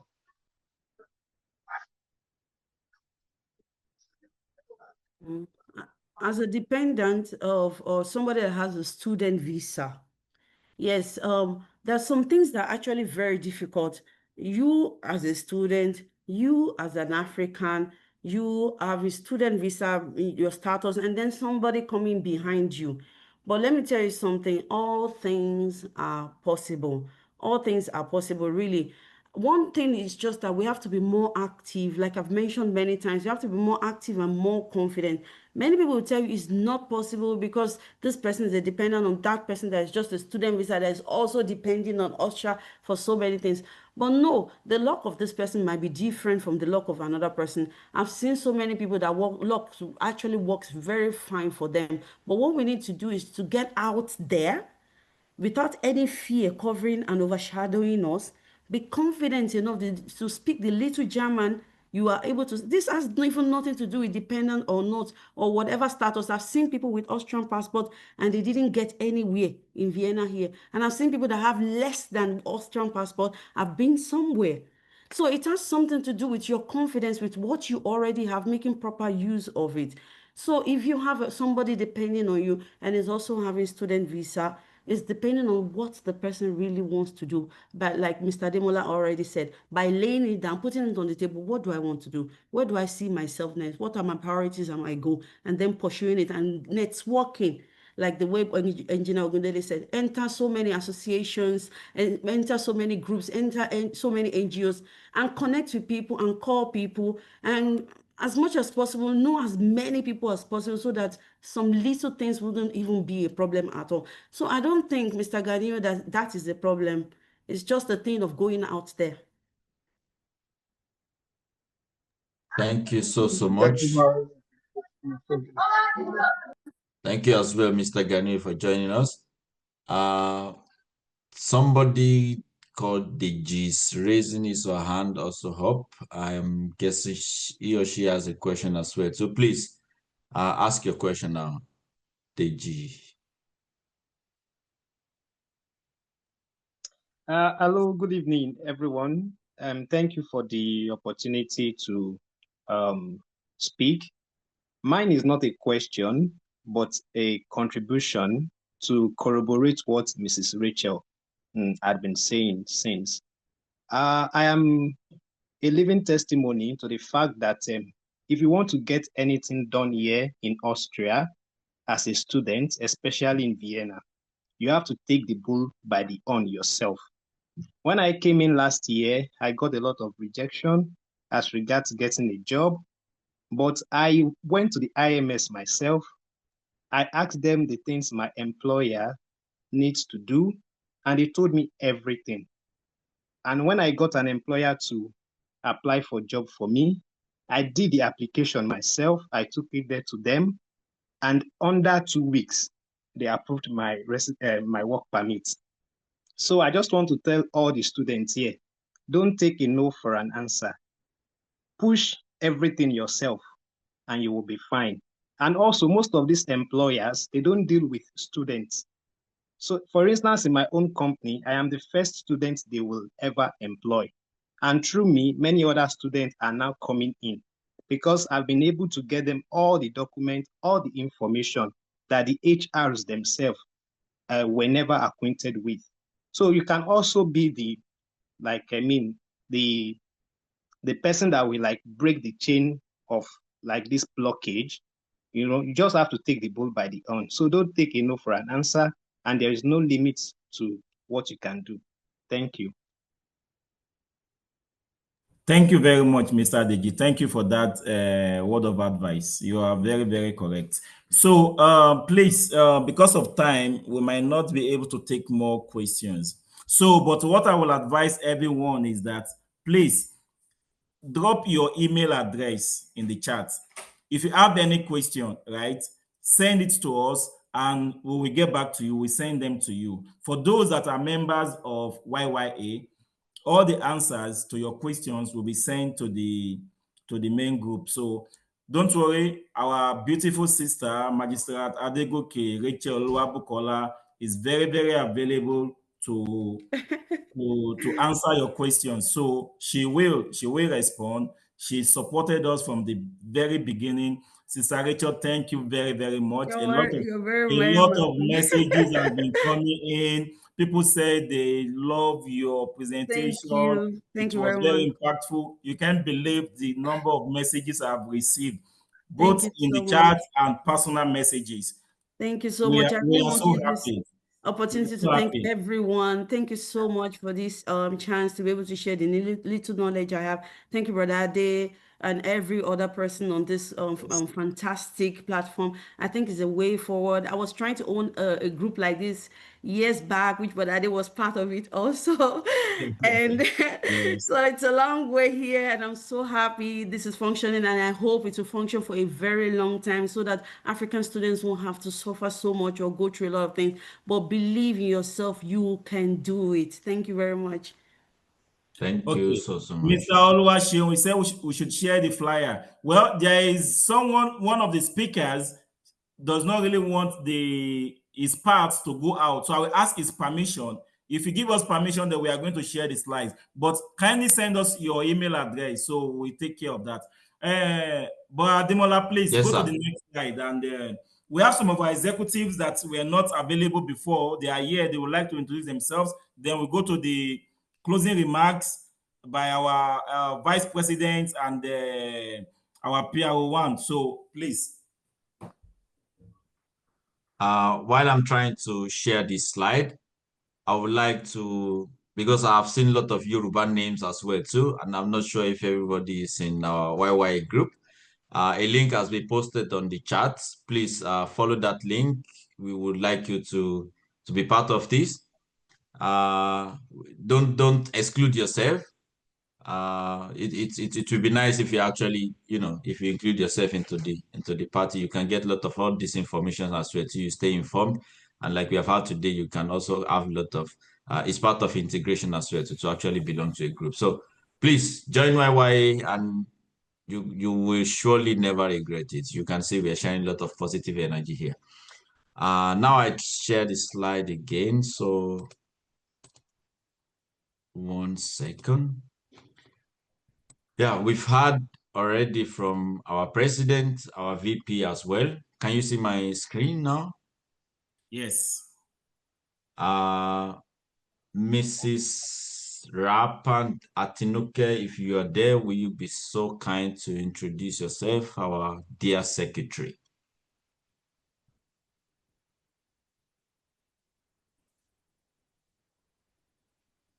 Sister Tinuke. Or maybe the assistant secretary, any one of them.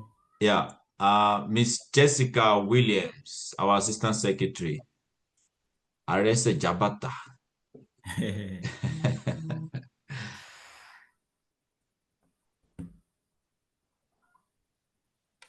Okay. Okay, I think we can go to. Yeah, I think that's it. Basically, because other have introduced themselves. Yeah. So we can have a closing remark from Presido. So.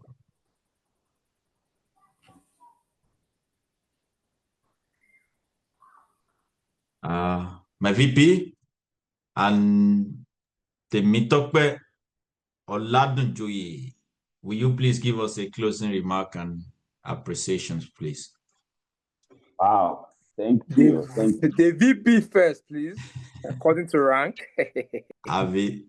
Thank you very much, the treasurer, Mr. President, the executive members, and the members of the YYA. Thank you very much, ladies and gentlemen. As we bring this insightful and impactful webinar to a close, I would like to express my heartfelt and appreciation to everyone who made this event a successful. On behalf of this entire YYA Executive Council, I sincerely thank all our guests, special guests, and special contributors who gave us tonight's session. Your time, your wisdom, and experience shared with us this tonight are deeply valued. It's not every day that we get to learn from such a distinguished and passionate lineup of speakers. And we're truly honored by your experience. To every participant who joined us today, thank you for showing up, for engaging, and for being part of this journey toward empowerment and integration. We hope the knowledge shared today help us all take meaningful steps toward thriving in Austria. A big shout out as well to the moderators and the planning team who worked behind the scenes to ensure everything comes smoothly. Your dedication speaks volumes. Thanks again. Thank you all for making time for your busy schedule to be with us tonight. Stay safe, stay inspired, and good night. Thank you very much. Thank you so much, my VP. Thank you, sir. That was really fantastic. Thank you so much. My Temitope Oladujoyi, Oju to Pawo, that's what I call you. Well, I can only second what the VP said. What I want to add is that I hope we have seen that there's a lot that we need to share, and there's a lot that has been shared, and more shall be shared. So, in that spirit, I want all of us to not only see this as a Yoruba group, but also to help inspire other African, be it by ethnic, be it by country, be it by however they see themselves. At the end of the day, all in all, we are Africans. And as such, we need to do better by informing ourselves, educating ourselves, and making sure that all of us are doing good. Because if all of us is doing good or are doing good, then, it will be easier for those that come after us to do better. And it's very important also to not allow, because I do think, I always say it, and I want to say it also today, that we allow English words and all these European words to degrade us and dehumanize us. We should be very careful with it. It's not because we are black. I always tell people we are not black. They are white, or they are Chinese, or they are whatsoever. So we should start thinking that if there's any obstacle in our front, we should need to understand that it's because of somebody putting that obstacle there, not because of who we are. And I think with that spirit, looking at especially the people from the Islamic region, because I do think that is what they also do, I do think we can improve our situation. And also, we should encourage anyone that is having anything that is anybody has aspiration of anything, we should try to encourage and try to make sure that it can be done. Because I do think there's a lot that can be done in Austria. And when Austria, a difficult place like Austria, is doing good, other places that are not as bad as Austria can do better. So in that spirit, I want us to continue to follow up. And as the treasurer said, the link is in the chat. Please, anybody who is willing to join our group, kindly join. Let us know. We are glad to grow. And keep in mind that the next picnic is coming up. And that picnic is for networking, for getting together, for being with each other. And like I said, it is important that we see ourselves in the light that we have, not allowing anything to be put on us. In that spirit, I want to congratulate everybody who took part, who stayed as long as this time now. And yeah, I'm looking forward to the next webinar. Fantastic. Thank you so much, my PRO. Thank you, VP. Yeah, I think ó ní ká jẹran pẹ́ lẹ́nu ṣùgbọ́n òun fa ọ̀fun ò ní jẹ́. Ibi tá a bá dé lónìí.